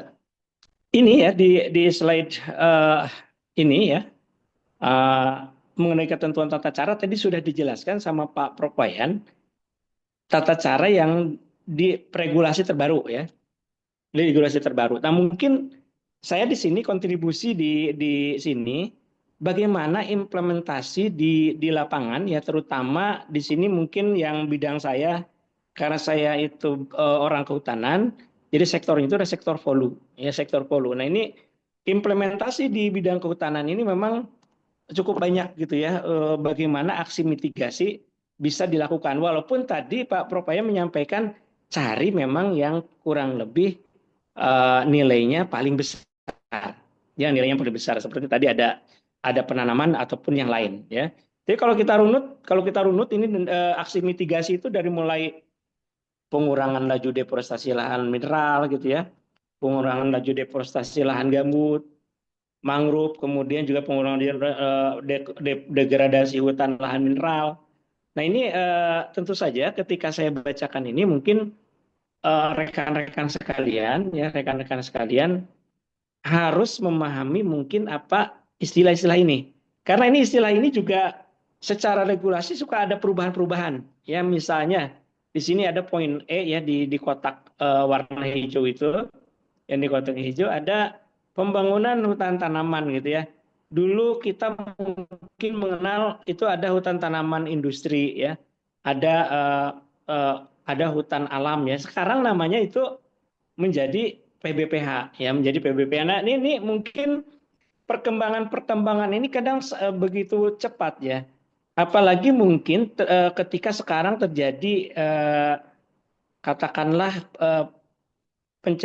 bukan perceraian ya, pemisahan antara Kementerian Lingkungan Hidup dengan Kementerian Kehutanan. Nah, untuk otomatis eh, kita harus banyak apa namanya membaca literatur, diskusi dengan ahlinya, terutama dengan birokrat-birokrat yang terlibat penyusunan regulasi apa perdagangan karbon. Nah, ini Pak Propoyan ini termasuk yang terlibat real time lah gitu ya, perubahan-perubahan regulasi itu segala macam seperti yang tadi disampaikan. Artinya Pak, ini kita di sini mungkin akan mudah-mudahan cukup banyak waktu ya untuk berdiskusi. Ini mumpung ada Propayang yang beliau sendiri terlibat dalam apa namanya penyusunan regulasi negara. Kemudian saya sendiri mungkin banyak di lapangan untuk implementasi, sehingga memang seperti apa implementasi di lapangan yang tadi kata Pak Propoyan bagaimana supaya itu lebih menguntungkan, ini mungkin bisa didiskusikan di sini. Ya, di sini memang tadi dari aksi mitigasi ini ada restorasi gambut, ada rehabilitasi mangrove, ada aforestasi ya. Dan ini banyak sekali apa namanya tindakan-tindakan aksi mitigasi. Dan sekarang ternyata tadi dengan terbitnya Perpres 110 ini menjadi katakanlah lebih katakanlah menurut saya itu lebih dipermudah. Tetapi saat ininya amanatnya tadi Pak Propoyan adalah harus banyak kehati-hatian. Lanjut, Mbak, operator. Jadi misal di sini, ini salah satu contoh ya, salah satu contoh misalnya di subsektor dan sub-subsektor perdagangan karbon di sektor kehutanan. Ini misalnya kita di sub-subsektor ini bisa melihat ada setidaknya ada misalnya ada 6 ya, ada 6 site atau lokasi ya, lokasi yang bisa untuk katakanlah melakukan perdagangan karbon ya. Itu ada misalnya kawasan hutan negara yang tidak dibebani izin, ya izin persetujuan atau hak pengelolaan, ada areal kerja hak pengelolaan, ada areal hutan hak, ada areal kerja unit perizinan persetujuan ya, ada kawasan hutan adat, ada juga hutan negara yang bukan merupakan kawasan hutan. Nah, nanti dari sub-subsektor ini kita akan tahu ini bentuknya apa gitu ya, bentuknya apa. Nah, ini supaya kita memudahkan bagaimana mengimplementasikan perdagangan karbon di lapangan. Jadi coba ke slide berikutnya. Sehingga kita bisa tahu ya ketika kita memahami lokasi, memahami mekanisme dan pelaku usaha mengenai perdagangan karbon ini di sektor kehutanan, misalnya ini yang di bidang saya, ini kita akan mengklasifikasikan seperti ini. Ya, lokasinya di mana, mekanisme seperti apa, kemudian pelaku usaha siapa. Nah, di sini mungkin tadi mekanisme yang ada di slide saya ini tadi sudah diperbaharui oleh tadi yang disampaikan oleh Perwayan ya. Ada tadi ada 3 ya, ada 3 untuk skema perdagangan karbon. Nah, tetapi di sini di sektor kehutanan ini banyaknya adalah mengenai offset emisi atau karbon kredit ya, offset emisi. Misalnya di sini harus paham rekan-rekan sekalian, misalnya apa itu hutan produksi terbatas ya HPT, apa itu HPK, hutan produksi konversi, kemudian ada blok pemanfaatan hutan lindung ya yang telah diberi izin. Nah, ini mekanismenya mekanisme offset, mungkin nanti keterbaruannya Pak di diskusi Pak Propoyan bisa menyampaikan. Nah, kemudian siapa kira-kira pelaku usaha yang bisa mengelola di lokasi ini? Itu ada pemegang izin ya BBPH yang saya sebutkan tadi ya. Kalau dulu ada ada HPH, ada HTI ya, ada HPHRE misalnya gitu. Sekarang itu namanya PBPH ya. Nah, ini juga di sini juga ada perhutanan sosial ataupun ada hak pengelolaan. Nah, kemudian juga di area-area hutan produksi, kemudian juga blok pengamatan yang belum dibebani, ini juga bisa dilakukan praktek-praktek perdagangan karbon ya. Tentu saja ini harus mengurus dulu perizinan PBPH-nya. Ya, ini memang harus yang belum dibebani ini kalau misalnya Bapak Ibu sekalian mau melakukan perdagangan karbon di ini ya di areal yang belum dibebani ini, izin berarti memang tahap awalnya itu harus bagaimana mendapatkan izinnya dulu. Gitu ya, izinnya dulu. Ini memang kalau udah menyangkut izin ini di Kementerian Kehutanan ini mungkin Bapak Ibu sekalian yang sudah melakukan ya, sudah melakukan atau akan melakukan, mungkin sudah akan mulai tahu seperti apa istilahnya itu eh, runtutan kegiatannya gitu ya. Dan itu memang di kita nih di di Indonesia ini kita memang harus patuh terhadap regulasi walaupun mungkin dalam tata cara ini apa namanya pengurusan izin mungkin ada katakanlah dalam tanda kutip itu quote and quote itu ada romantika tertentu lah dalam pengurusannya, mungkin Bapak Ibu sekalian di sini yang sudah melakukan mungkin akan merasakan.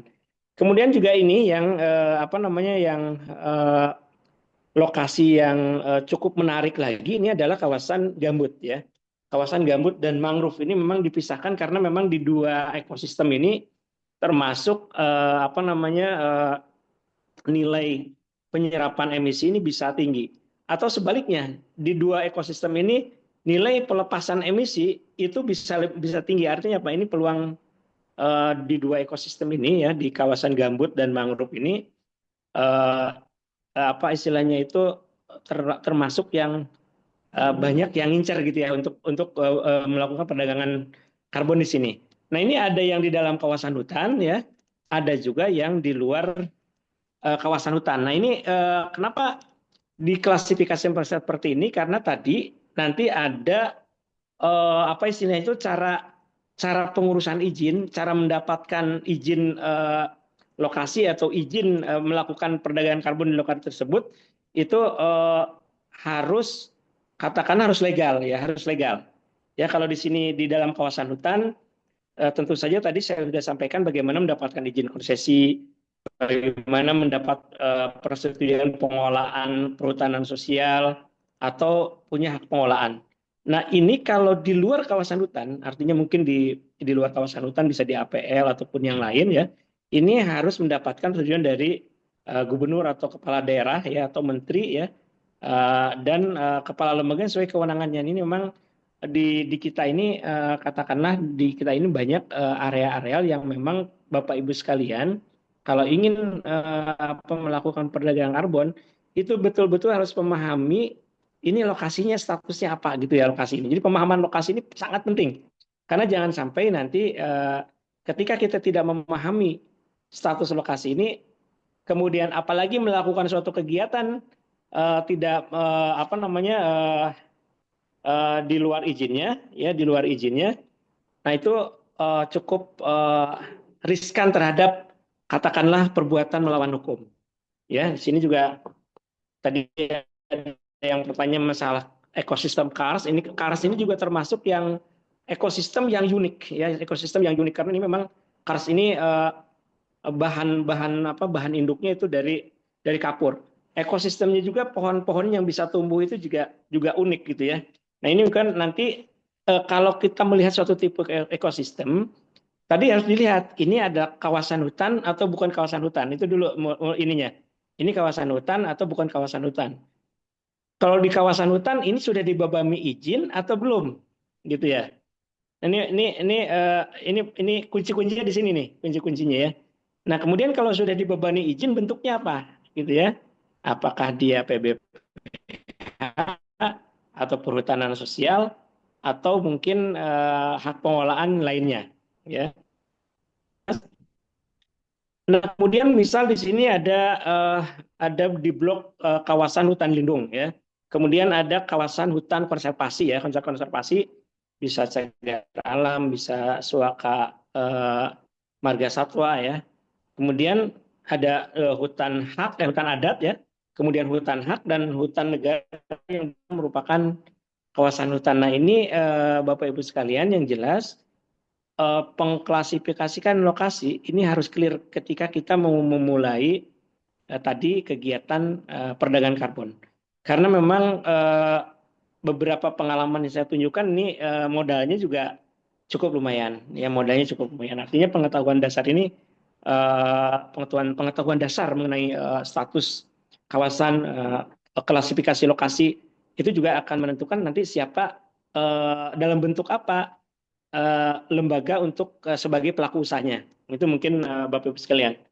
Lanjut, lanjut Mbak.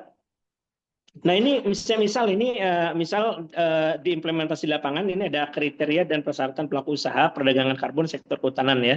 Ini ada pemegang persetujuan tadi PBPH atau hak pengelolaan ya.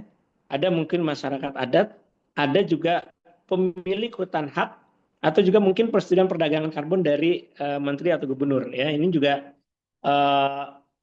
kriteria persyaratan ini ya misalnya PBPH ini hak pengelolaan kemudian pemilik hutan ini harus memiliki katakanlah tadi izin ya sertifikat yang legal yang memang itu diakui oleh negara ya.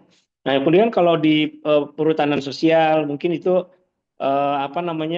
dilihat kategori-kategori di perhutanan sosial apa dia gold apa silver ataupun yang lainnya ini paling rendah silver. Nah untuk menjadi mendapatkan kategori silver itu udah ada tata caranya. Ini mungkin Bapak Ibu sekalian bisa nanti sebenarnya yang seperti ini bisa di browsing ya. Nah kemudian juga ini ada hal yang menarik ya ada hal yang menarik coba lanjut Mas ininya ke slide berikutnya. Slide berikutnya ya. Ada yang menarik dalam ini bisnis ini perdagangan karbon ya. yang saya juga dengan Prof. Wayan ada yang bergerak di katakanlah hutan milik masyarakat ya. Jadi ada suatu perusahaan yang ingin bekerjasama dengan hutan yang dimiliki masyarakat, dan itu cukup unik ya. Artinya apa cukup unik itu? Pohon-pohon yang ditanam di hutan masyarakat tadi adalah bentuknya adalah jenis-jenisnya adalah jenis-jenis MPTS atau multipurpose tree species.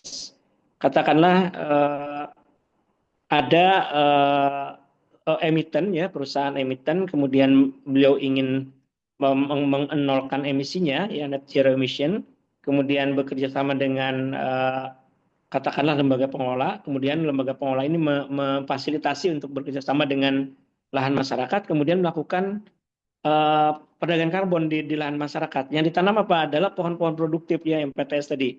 Ada durian, ada alpukat dan segala macam. Nah ini di sini kerjasamanya cukup menarik karena Pak, perusahaan emiten yang memodali itu mendapatkan katakanlah hak atas karbonnya, masyarakat sendiri mendapatkan manfaat dari hasil produksi pohon-pohon yang ditanam. Nah ini karena memang ketika kita bicara karbon katakanlah ke masyarakat, ini akan cukup rumit menjelaskan ya karbon itu apa. Ya ke orang-orang awam ya Bapak Ibu sekalian, kalau kita bicara karbon ke orang-orang awam, itu pasti pikirannya melayang ya, apakah karbon ini untuk bakar sate, ini mungkin karbon untuk bakar sate ini arang gitu ya. Nah makanya ketika tadi berkecimpung di masyarakat, kita bicara pohon-pohon produktifnya ya. Nah walaupun mungkin karbon itu nanti additionality-nya gitu ya. Nah, jadi lanjut ke slide berikutnya. Jadi memang perdagangan karbon ini, pasar karbon ini menjadi peluang yang nyata ya, yang bisa diraih oleh bangsa Indonesia ini, sehingga memang peluang implementasi karbon di sektor kehutanan dan penggunaan lahan ya, VOLU, ini bisa mendapatkan ya keuntungan ekonomi ya dari perdagangan karbon, kemudian juga bisa meningkatkan sejahtera masyarakat yang saya sampaikan tadi. Sekarang misalnya melakukan perdagangan karbon dengan metode penanaman ya, dengan metode pertanaman. Otomatis ini metode penanaman ini atau rehabilitasi lahan misalnya gitu, ini akan meng-create menciptakan lapangan kerja ya, lapangan kerja hijau yang sekarang mungkin Bapak Ibu sekalian pernah mendengar green job ya, green job. Jadi pekerjaan di sektor-sektor yang memang untuk lingkungan ya, untuk lingkungan. Nah tentu saja misalnya tadi kalau ada kegiatan implementasi di lapangan berupa penanaman, itu pasti akan membuka kesempatan kerja dan kesempatan berusaha bagi masyarakat sekitar. Misalnya dalam penanaman itu perlu bibit, mungkin masyarakat bisa bekerja sama dengan masyarakat lokal untuk pengadaan bibit. Kemudian mungkin tadi bisa bekerja sama dengan masyarakat lokal untuk penyediaan tenaga kerja untuk tadi penanaman, perawatan gitu ya. Nah ini tentu saja bisa memicu kesejahteraan, dan juga memang di sini peluang ekonominya itu bisa mendorong investasi di sektor hijau atau green job tadi ya, di sektor hijau ini. Nah sehingga memang baik itu swasta ya, kemudian juga mungkin mitra internasional ya, ini bisa katakanlah menggelontorkan investasinya ke perdagangan karbon ini.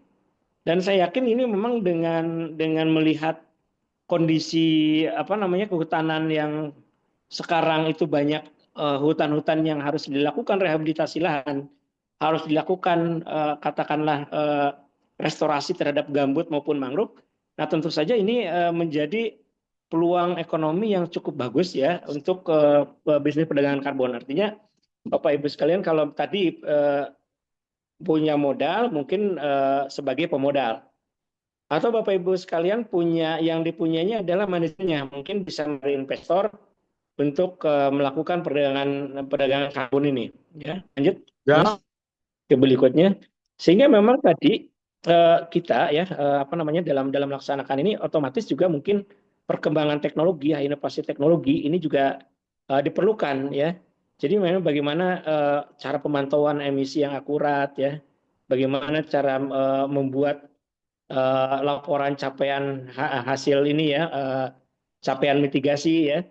Nah ini juga bisa melakukan inovasi-inovasi yang memang disesuaikan dengan perkembangan zaman sekarang ya. Dan tentu saja dengan apa berbisnis di perdagangan karbon ini harapannya itu adalah perbaikan lingkungan, memperbaiki juga hutannya ya, memperbaiki kondisi alam yang mungkin sedang rusak ya. Nah, tetapi memang juga lanjut ada tantangannya, ada risiko dan tantangannya ya. Kalau dilihat memang tadi saya tercengang juga ya, memang sampai 8.000 T gitu Pak Propoyan ceritakan.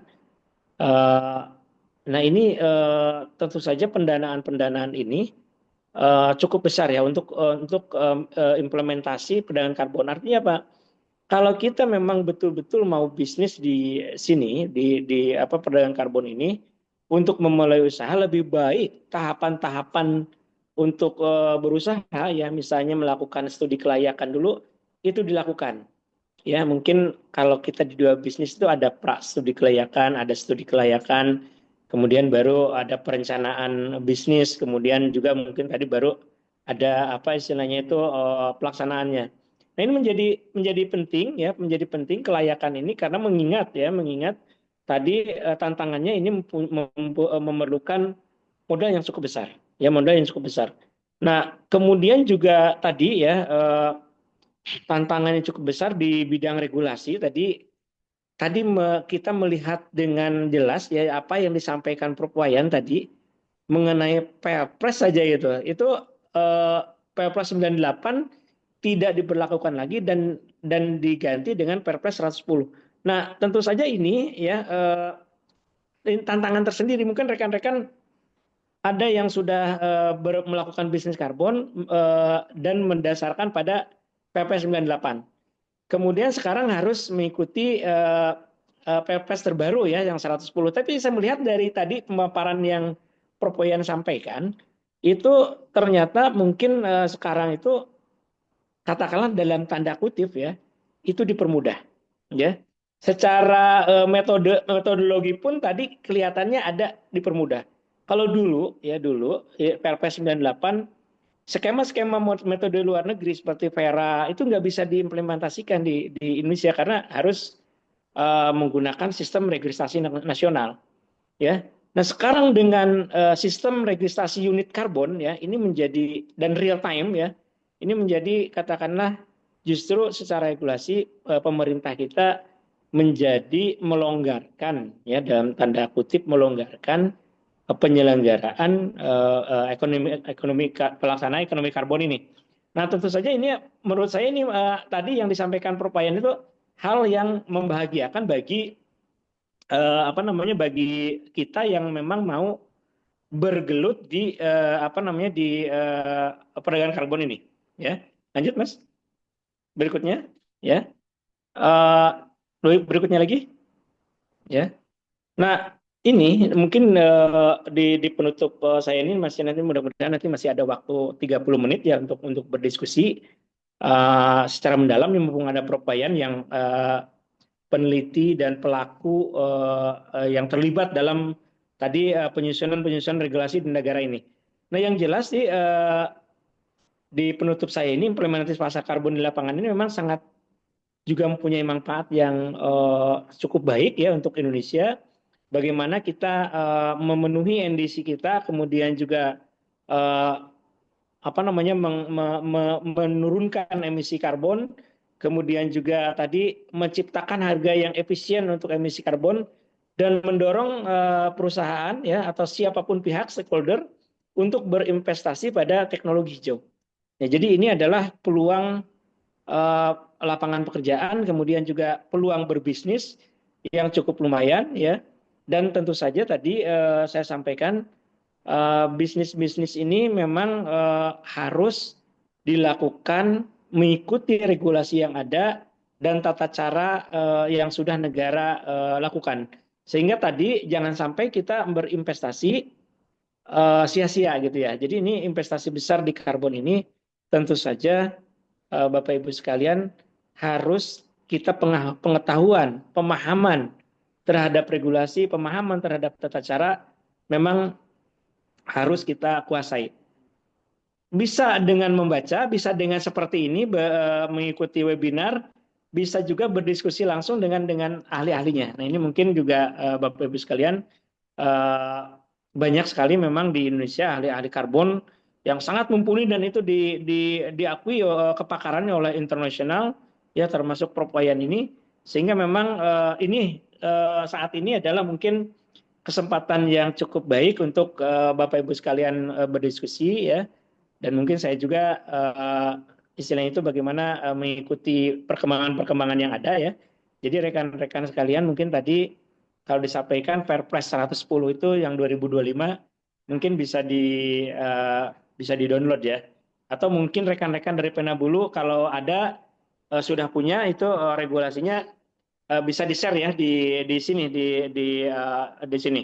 Sehingga memang rekan-rekan Bapak Ibu sekalian yang hadir juga bisa apa istilahnya itu bisa mempelajari ya. Dan untuk kalau memang sulit memahaminya bisa untuk bahan diskusi dengan rekan-rekan lain yang sudah katakanlah mempunyai pengalaman dan pengetahuan yang cukup mengenai ini. Mungkin itu dari saya ya. Ini sebagai bahan diskusi saja. Jangan ini apa namanya kesempatan ini untuk diskusi ini mumpung ada Propoyan juga ya. Mungkin saya juga banyak implementasi di lapangan yang sedang dilakukan sehingga kita bisa diskusi mungkin ada waktu setengah jam ini. Saya kembalikan ke Mbak Desi ke moderator. Terima kasih. Assalamualaikum warahmatullahi wabarakatuh. Ya, Waalaikumsalam warahmatullahi wabarakatuh. Baik, terima kasih banyak Pak Dadan atas pemateriannya ya sangat-sangat banyak hal yang dapat kita pelajari bersama terkait dengan implementasi karbon di lapangan ya Bapak ya. Selanjutnya kita akan membuka sesi tanya jawab atau diskusi bagi Bapak Ibu sekalian yang ingin bertanya bisa raise hand terlebih dahulu. Kita beri kesempatan kepada yang ingin bertanya langsung. Apakah ada dari Bapak Ibu yang ingin bertanya secara langsung bisa raise hand? Sambil menunggu yang bertanya secara langsung, mungkin saya akan bacakan ya Pak Wayan dan Pak Dadan izin untuk membacakan pertanyaan yang masuk seperti itu. Yang pertama dari dari eh, Bapak atau Ibu Deva Yohana, izin Pak Dadan, bagaimana dengan kawasan Kars, Pak? Apakah masuk ke dalam kawasan hutan atau kawasan bentang alam Kars? Mungkin bisa dijawab terlebih dahulu kepada Pak Dadan. Ya, terima kasih tadi sudah saya singgung sedikit. Jadi kawasan Kars itu adalah kawasan yang ekosistemnya itu ekosistem kapur ya ininya bahan hidup segala macam itu kapur. Dan ini memang Kars ini namanya cukup masif ya. Rekan-rekan yang di Jawa Barat kalau lewat ke Padararang ya itu akan menemui Bukit Kapur ya. Itu gunung kapur yang memang aktif ditambang. Kemudian rekan-rekan yang lewat ke Sulawesi Selatan ya akan juga ketemu bukit-bukit kapur.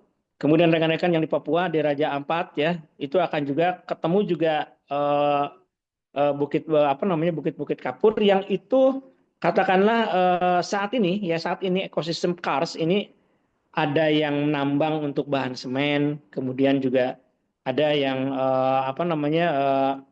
memanfaatkan untuk tadi ya pertambangan, ada yang memanfaatkan untuk juga PBPH ya. Nah itu yang jelas tadi yang saya sampaikan Ibu atau Bapak ini yang bertanya, apa Ibu Yohana tadi ya.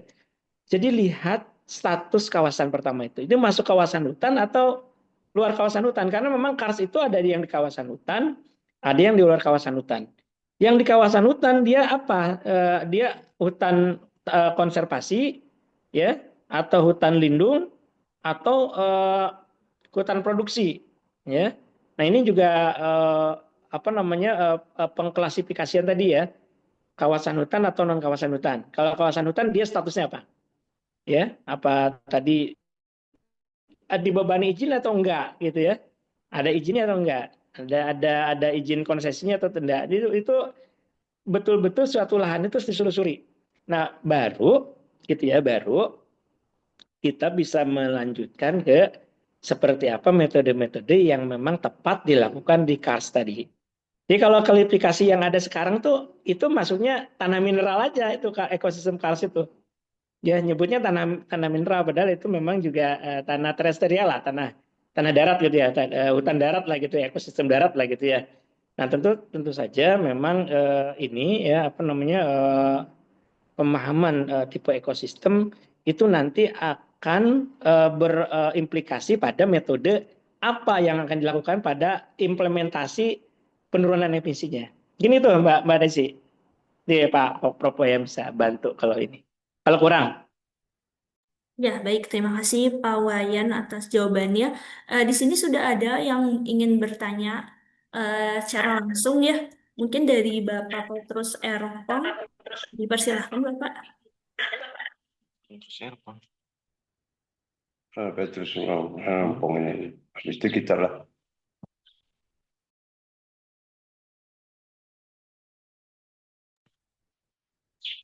Iya Pak, mohon izin suaranya belum masuk Bapak. Masih di mute. Baik, Ya, kedengarannya. kita dengar jelas Bapak. Oke, baik. Assalamualaikum warahmatullahi wabarakatuh. Selamat siang, selamat sejahtera bagi kita semua. Izin saya ingin bertanya ke kedua narasumber kita yang luar biasa pada siang hari ini. Kebetulan saya melakukan kegiatan di laut, di budidaya rumput laut. Ini spesifik di budidaya rumput laut dan terakhir-terakhir kami membaca literatur dan banyak ikut dengan kegiatan teman-teman yang terkait menghitung bagaimana laju penyerapan karbon yang ada di rumput laut. Nah, saya lihat dari kedua pemaparan tadi itu, saya lihat lebih spesifik ke tanaman yang di darat, di hutan, dan saya lihat tadi sudah sampai ke mangrove ya. Nah, tapi kalau saya melihat kegiatan budidaya rumput laut di Indonesia ini adalah yang terbesar di dunia, dan kita lihat di laut itu sudah hampir sebagian besar pesisir dan bahkan sampai ke tambak ya. Di tambak itu ada spesies rumput laut yang bisa ditanam di situ, dan kami lihat ini sangat potensi untuk menjadi kalau saya mengikuti penelitian-penelitian terkait bagaimana menghitung laju penyerapan karbon itu cukup besar.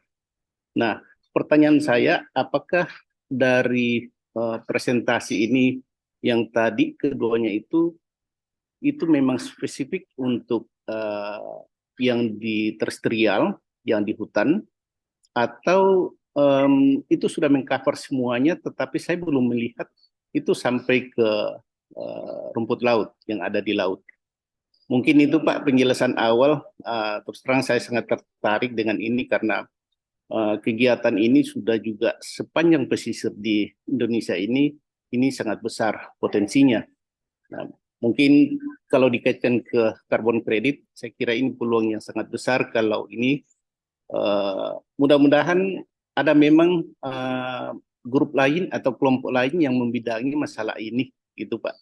Saya kira mohon penjelasan singkat dan mungkin ke depan saya akan sedikit berkomunikasi lanjut dengan Pak Wayan karena sekarang ini kami sudah ada mitra yang mencoba meminta untuk kami menghitung terkait dengan karbon kredit di rumput laut. Terima kasih Prof. dan Pak Dadan. Baik, terima kasih Bapak atas pertanyaannya. Mungkin bisa langsung dijawab oleh Pak Wayan terlebih dahulu atau Pak Dadan. Ya, mungkin. Ya. Bisa saya dulu ya. Iya, baik Bapak. Ya, salam kenal Pak Petrus. Nah, ini juga satu instansi dengan saya Pak Petrus ya, BRIN juga. Ya, pertama Pak Petrus yang saya sampaikan ini berlaku untuk semua Pak Petrus, untuk semua sektor, ya, termasuk sektor kelautan dan perikanan, ya, yang dimana Pak Petrus kan nanti akan lebih spesifik ke rumput laut Pak ya, rumput laut.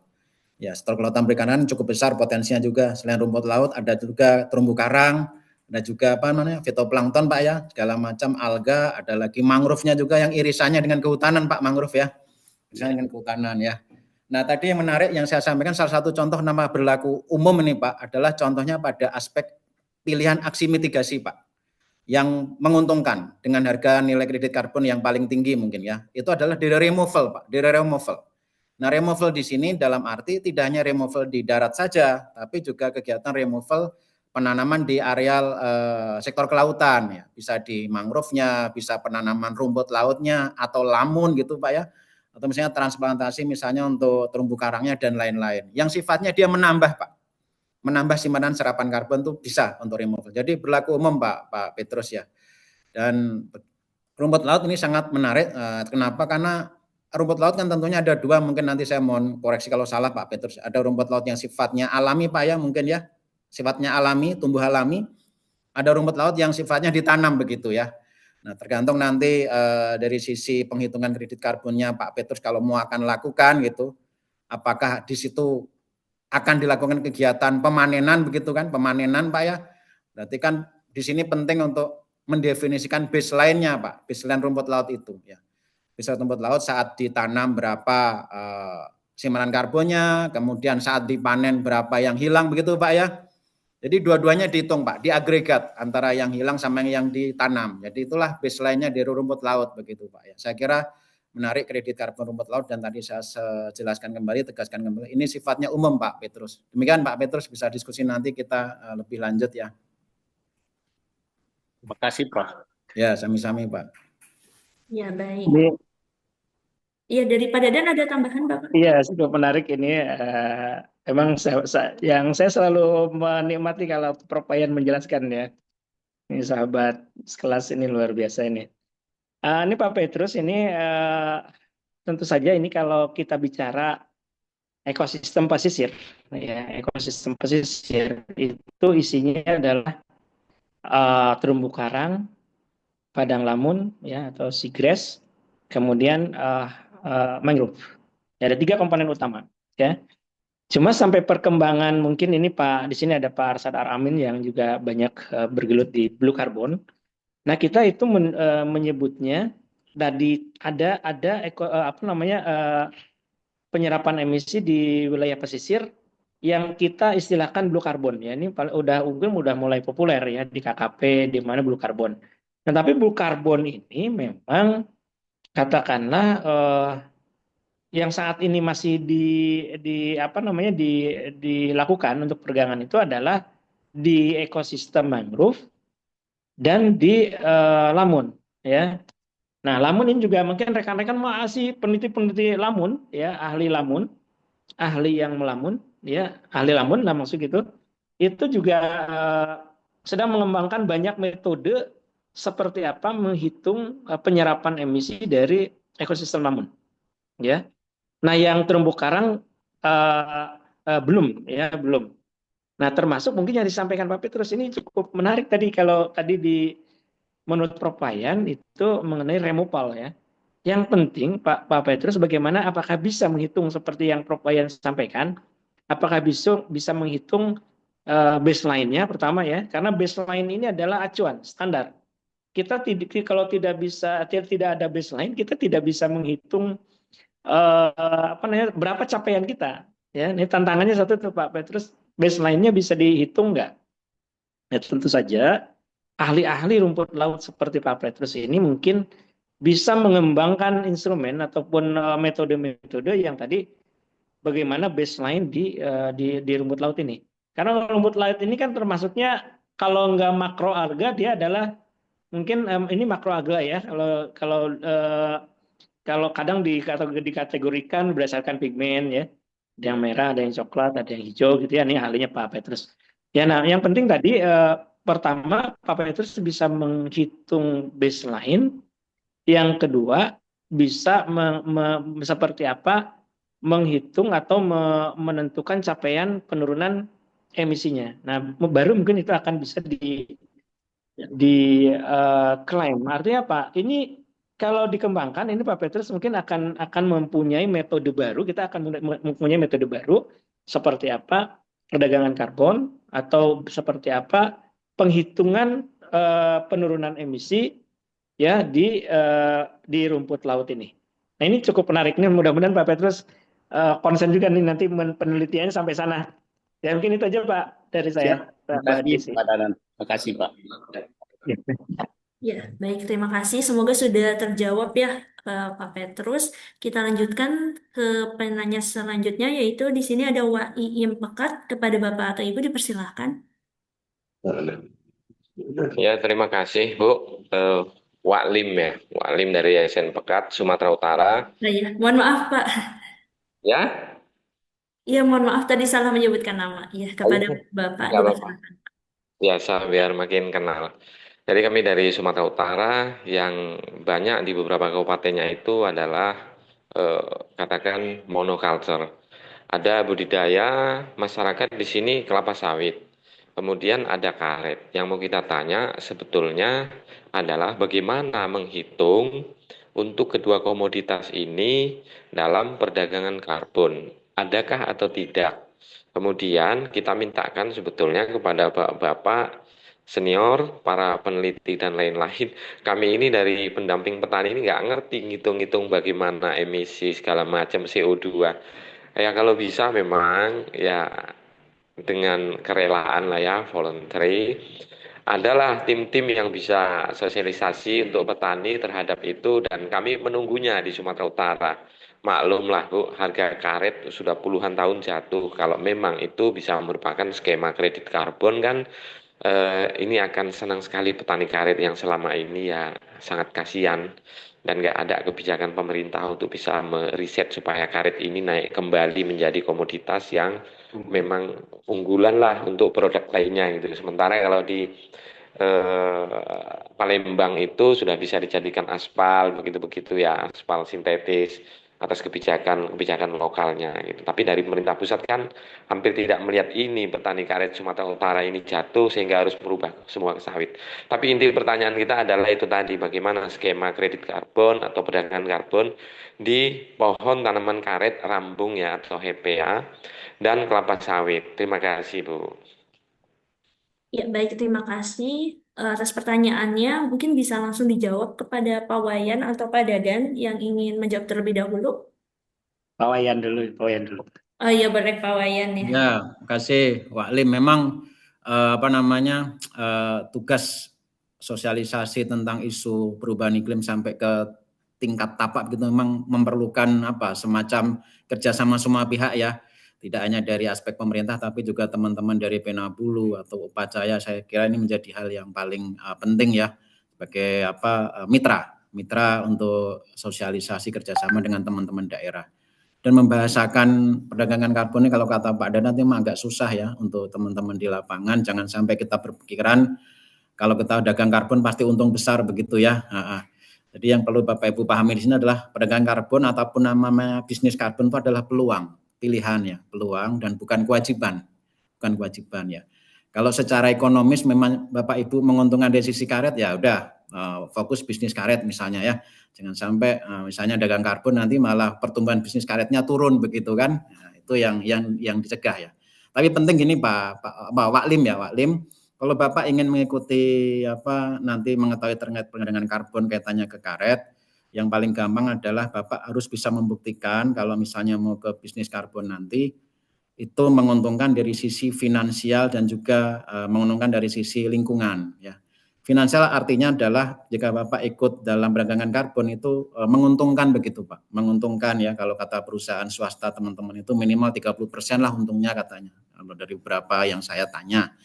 Yang kedua adalah dari sisi pengurangan emisi ya. Apakah yang nanti Bapak Lim lakukan ini ngurangin emisinya signifikan atau tidak? Ya, jangan sampai Bapak sudah ngeluarin uang 1 miliar misalnya atau berapa ratus juta begitu emisinya misalnya 100 ton CO2 hanya mengurangi 5 ton misalnya kan itu kan tidak signifikan ya. Apakah bisa sampai mengurangi ke 80 ton atau 90 ton kan signifikan dari 100 begitu ya. Itu harus dihitung seperti itu. Yang perlu disiapkan adalah kalau Waklim ingin mengikuti perdagangan karbon adalah tentunya ya tadi kesiapan kelembagaannya Pak. Kesiapan kelembagaannya dulu. Kesiapan kelembagaannya dalam arti kalau ada kelompok tani begitu ya, ada kelompok tani Pak atau pendamping di sana disiapkan. siapkan dulu kelembagaannya, karena tanpa kelembagaan yang kuat, Bapak Ibu ikut bangga karbon juga nanti akan repot juga. Di tengah jalan bisa bubar juga, misalnya seperti itu ya. Kelembagaannya kuat, nanti bisa dibantu oleh misalnya kalau perhutanan sosial, begitu kalau misalnya ada perhutanan sosial, dia mitra pendamping diperlukan, mitra pendamping ya. Bisa Penabulu atau mitra-mitra pendamping lainnya punya pengalaman dalam perencanaan, implementasi sampai ke channeling, marketing untuk perdagangan karbon ya. Yang penting itu, dan ya insya Allah kalau memang diperlukan nanti kalau memang diundang oleh Waklim ke Sumut gitu misalnya memberikan sosialisasi, silakan aja Pak, insya Allah ya saya membantu nanti untuk kegiatan untuk sosialisasi teman-teman di lapangan. Gitu Waklim ya, semangat ya. Terima kasih Mbak Desi. Pak Prof. Ya baik, terima kasih Pak Wayan. Dari Pak Dadan ada tambahan Pak?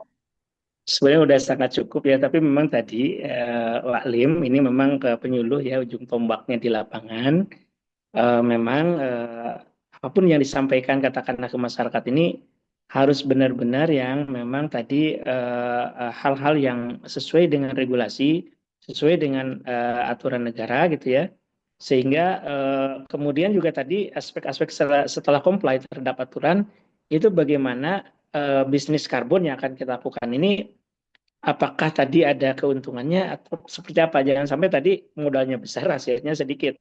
Atau memang katakanlah ada di beberapa di perusahaan sawit ya, yang perusahaan sawit kemudian juga karet perkebunan ya, yang ini dengan katakanlah berkontribusi apa berafiliasi berkomunikasi ya dengan Pak Propayan dengan saya gitu ya, ada beberapa yang memang ingin menurunkan emisi. Mungkin ke sawit atau perusahaan perkebunan ini ada emitennya, bagaimana dia ingin menolkan menzero emisikan gitu ya.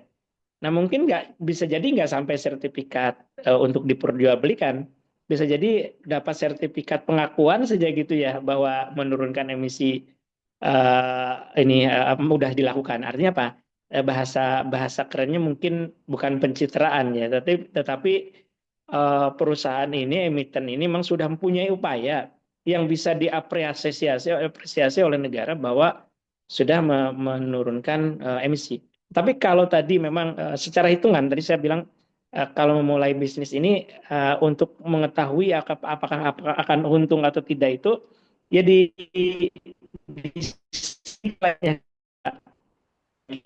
sawit maupun karet sedikit. Kalau memang tadi pendapatannya cukup lumayan, mungkin ini bisa dilakukan. Baru mungkin nanti akan berbicara seperti apa metodologi implementasi untuk penurunan emisinya. Seperti apa tata caranya. Nah, ini baru nanti ke regulasi-regulasi yang tapi tata cara yang terbaru misalnya sekarang di Kementerian Lingkungan Hidup ya, di Deputi Perubahan Iklim. Tadi Pak Lim mungkin bisa mencari informasi di situ. Kalau enggak tadi Perpayan ataupun mungkin saya diundang ke Sumatera Utara ya, mungkin bisa saja untuk seperti apa untuk berdiskusi seperti apa tata cara perdagangan karbon di tadi ini di perkebunan sawit maupun perkebunan karet. Yang sudah pernah kami menghitung di perkebunan sawit itu adalah menghitung di areal HCP Pak, High Conservation Value ya. Di HCP-nya tuh mungkin ada mempertahankan HCP ya dari deforestasi atau degradasi HCP-nya, kemudian juga mungkin melakukan penanaman-penanaman di area-area HCP yang sudah memang disturb ya, terganggu ya. Nah ini mungkin ada beberapa metode yang mungkin nanti Pak Lim kalau diskusi mungkin dengan Pak Propayan bisa lebih jelas lah gitu seperti apa cara mainnya ya. Ini secara main ini yang paling penting Mbak, karena memang tadi kita memperdagangkan hal-hal yang tentu saja syarat dengan harus tunduk pada aturan main yang disepakati oleh semua pihak. Gini tuh Mbak Desi. Ya, baik. Terima kasih atas jawabannya Pak Wayan dan Pak Dadan. Semoga menjawab ya Pak Waklim. Selanjutnya ada dari Bapak Makasih. Ibu Kiki LPESM. Baik, selamat pagi. Terima kasih hostnya. Terima kasih dan pemateri hari ini.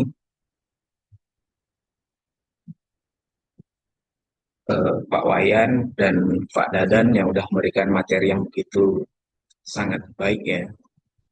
Eh, di sini saya pengen memastikan yang menjadi dasar akhirnya Perpres sebelumnya itu dibatalkan sehingga keluar Perpres yang baru Pak ya nomor 110 tahun 2025.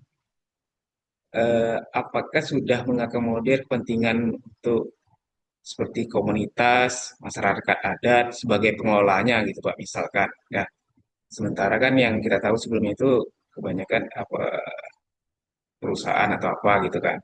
Nah, kemudian pengen mastiin lagi tadi sempat sudah dijelaskan juga berarti kalau misalnya pengelola ini PS itu bisa ya Pak, sejenis kelompok itu bisa ya.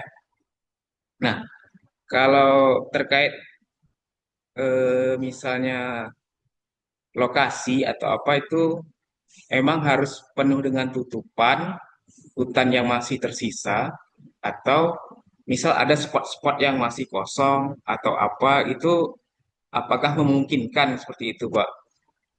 Mungkin itu saja untuk sementara. Sekian dan terima kasih. Baik, terima kasih Pak Kiki atas pertanyaannya. Bisa dijawab terlebih dahulu kepada Pak Wayan mungkin ya. Ya, pertama terkait dengan tadi ya, kenapa ada perubahan mendasar di Perpres 110. Di Perpres 98 Pak Kiki memang nuansanya mainstreamingnya adalah terkait capaian NDC untuk nasional Pak. Ya, pada saat itu belum mengemuka terkait dengan peluang untuk perdagangan karbon luar negeri atau dalam negeri dibuka secara luas, belum. Jadi utamakan NDC baru perdagangan karbon luar negeri atau dalam negeri dalam konteksnya untuk voluntary carbon market begitu ya. Nah, begitu Perpres 110 keluar itu dibuka Pak.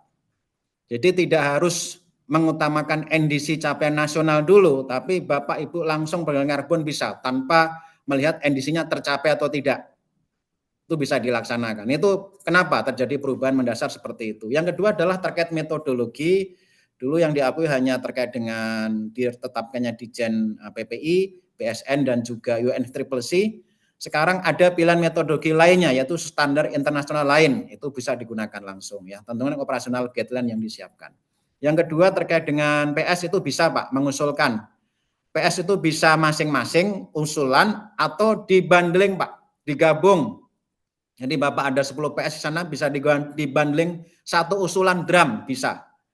Nah, syaratnya minimal silver, kemudian punya mitra pendamping, itu bisa lembaga desa di situ atau NGO, teman-teman NGO yang punya pengalaman dalam melakukan fasilitasi perdagangan karbon ini. Dan tentunya adalah investor yang membiayai Pak, membiayai terkait dengan nanti pengusulan dari perhutanan sosial ini ya. Yang selanjutnya terkait dengan tadi untuk yang apakah lahan itu harus ada tanaman atau bagaimana, itu masuk kelayakan program Pak, kelayakan proyek. Jadi kalau yang lahannya 10 tahun kosong begitu, nggak ada hutannya, nggak ada tanamannya, itu layak untuk kegiatan rehabilitasi dan restorasi. Yang lahannya kosong, tidak ada hutannya sama sekali, itu layak, sangat layak. 10 tahun ke belakang itu namanya eligibilitas kelayakan program. Kalau lahannya masih berhutan, bagus begitu, berarti itu kelayakan programnya adalah dengan pengelolaan hutan lestari, PHL. Ya, bisa dengan pengaturan ukuran diameter yang ditebang begitu ya, atau regenerasi alami dan lain-lain itu Pak. Jadi tergantung dari tutupan hutannya atau tidak dan juga kelayakan programnya apa yang bisa dilakukan. Gitu Mbak Desi dari saya, terima kasih. Iya baik, terima kasih Pak. Dari Pak Dadan ada tambahan Bapak? Sedikit aja mungkin Mbak Desi tadi yang dijual belikan atau yang diakui itu adalah upaya ya, upaya. Jadi kalau tadi hutannya katakanlah masih bagus, itu kan karbon stok yang sudah ada, bukan upaya apa namanya kita gitu ya. Oleh karena itu memang tadi kenapa penentuan baseline itu penting untuk melihat upaya yang dilakukan. Ya, jadi kita bukan menjual stok yang ada. Artinya tadi kata Prof. Wayan kalau itu lokasi itu memang tadinya berupa lahan kosong ya 10 tahun ke belakang itu memang bukan hutan, itu akan lebih mungkin secara nilainya akan lebih tinggi secara nilai bisnis ya akan lebih tinggi. Ya, nah ini otomatis kalau memang tadi kita mau berbisnis karbon ini harus melihat tadi Saya sih berulang-ulang harus melihat aturannya. Jangan sampai kita melakukan hal-hal tadi yang belum kita tahu kelayakannya kita lakukan. Khawatirnya modal Bapak Ibu sekalian itu menjadi sia-sia. Artinya apa? Lakukanlah suatu kegiatan dengan pengetahuan yang memadai, ya, sehingga memang tidak akan terjebak di hal-hal yang tidak menguntungkan. Itu mungkin Pak Iya, Pak baik. Kiki ya.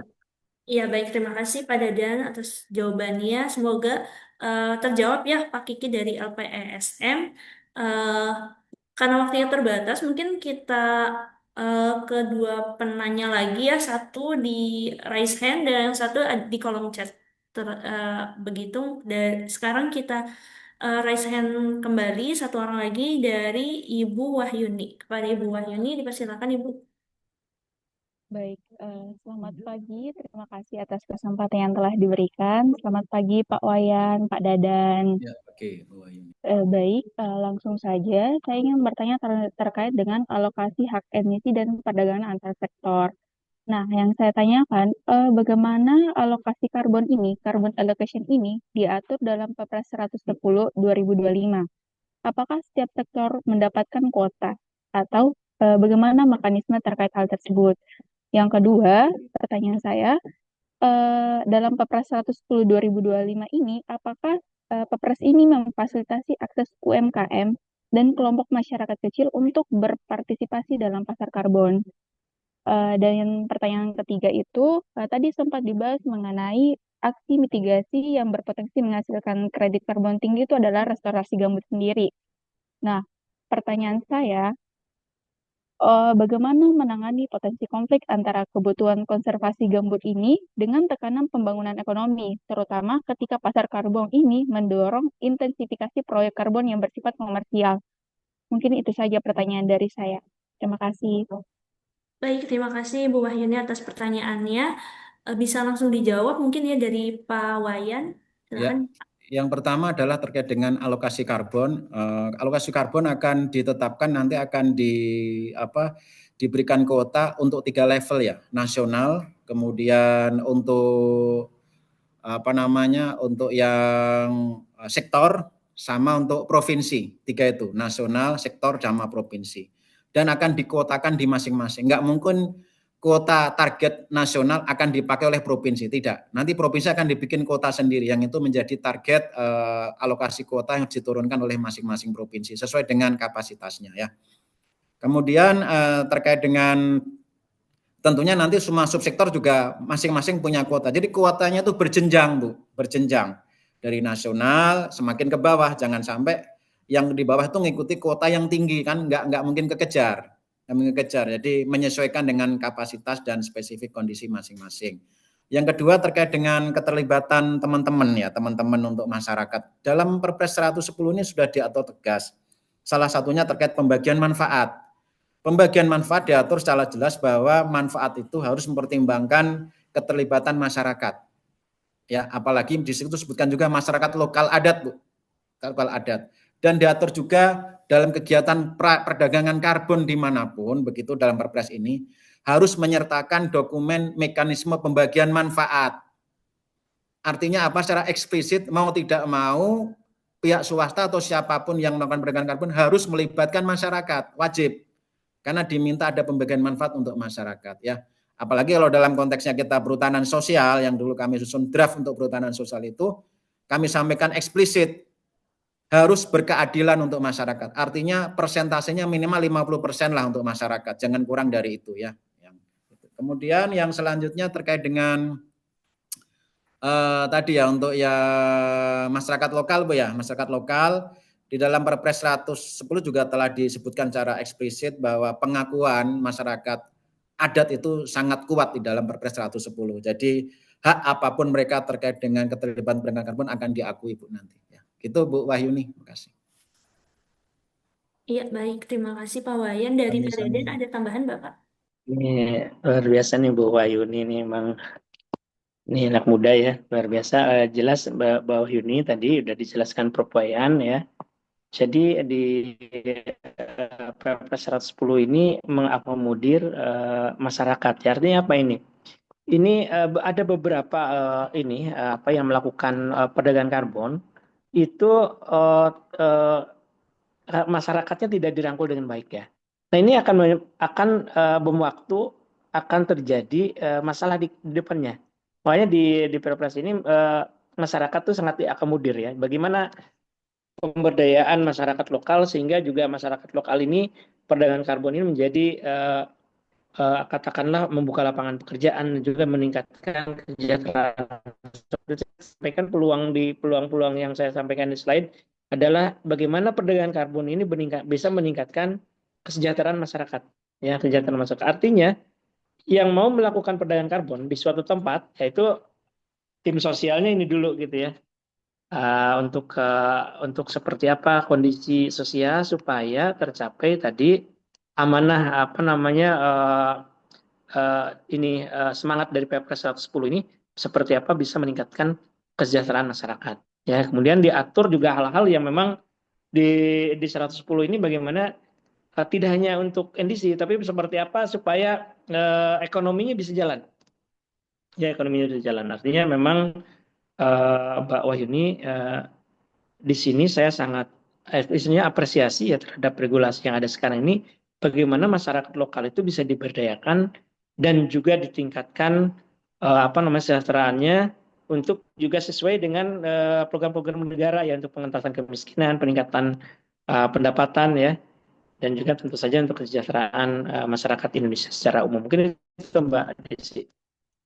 Ya, baik. Terima kasih Pak Dadan dan juga Pak Wayan atas jawabannya. Semoga menjawab ya kepada Ibu Wahyuni. Kita ke pertanyaan terakhir ya. Mohon izin Bapak Ibu karena waktunya terbatas. Ini di kolom komentar ya satu pertanyaan lagi dari Bapak atau Ibu Hanum Mahu dari YTBM. Berdasarkan Perpres 110 2025, bagaimana perbedaan mendasar antara pasar karbon domestik seperti IDX karbon dan pasar karbon nasional dalam konteks perdagangan internasional, serta apa implikasinya bagi pelaku usaha di Indonesia? Mungkin bisa dijawab terlebih dahulu dari Pak Wayan atau Pak Dadan. Ya, Pak Wayan.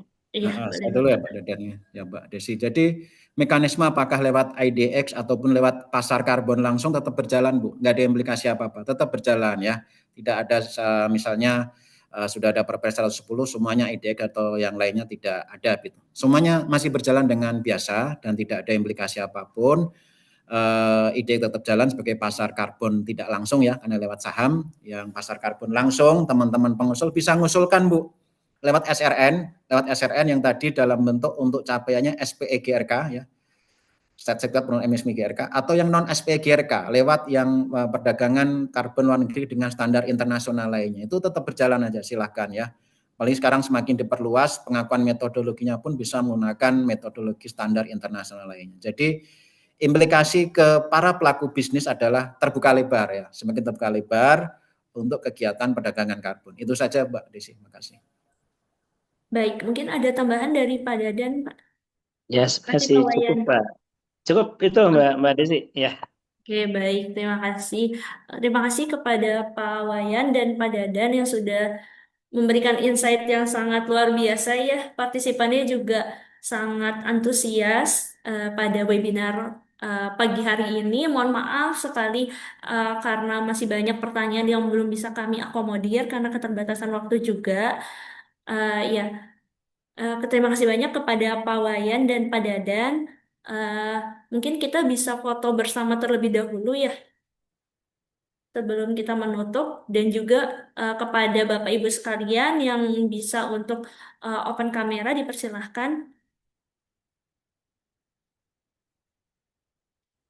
Baik, diskusinya sangat menarik ya terkait perdagangan karbon karena tadi ya eh,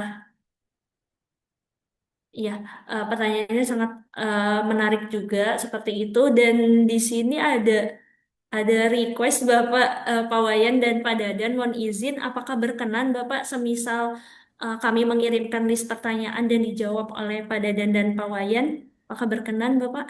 Ya, silakan aja Bu. Ya, Ya silakan aja. baik.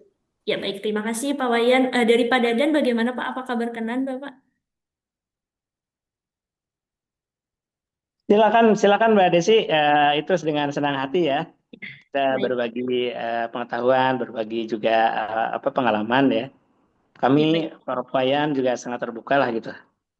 Ya baik, terima kasih Pak Wayan, Pak Dadan. Nanti kami izin untuk merekap pertanyaan yang masuk dan mohon izin untuk dijawab ya Pak Wayan dan Pak Dadan. Baik, kita akan foto bersama terlebih dahulu. Dari tim operator mungkin bisa dibantu untuk aba-aba ya. Dipersilakan.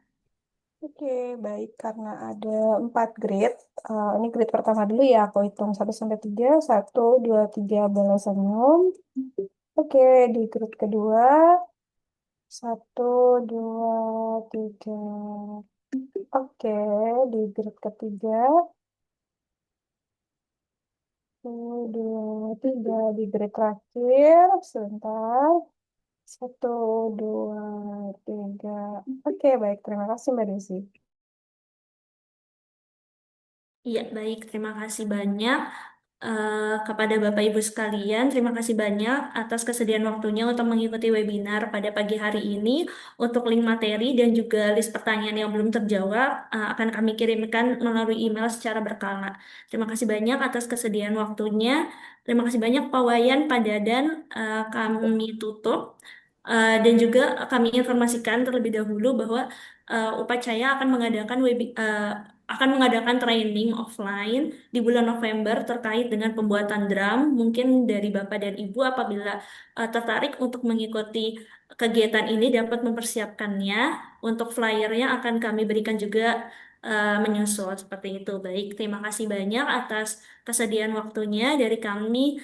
Sekian, mohon maaf apabila ada kesalahan teknis dan hal lainnya. Kami tutup. Wassalamualaikum warahmatullahi wabarakatuh. Selamat pagi semuanya. Terima kasih banyak semuanya, Desi, rekan-rekan, sahabat Pak semua, Dadan, sehat selalu, ya, sukses selalu. semuanya teman-teman Penabulu ya, Terima saya kasih Prof. Mbak Wayan, percaya. terima kasih Desi. banyak Prof. Wayan atas pencerahannya. Terima kasih Pak Dadan. Izin deh. Ya, mohon izin. Baik, terima kasih Assalamualaikum. banyak. Assalamualaikum, terima kasih.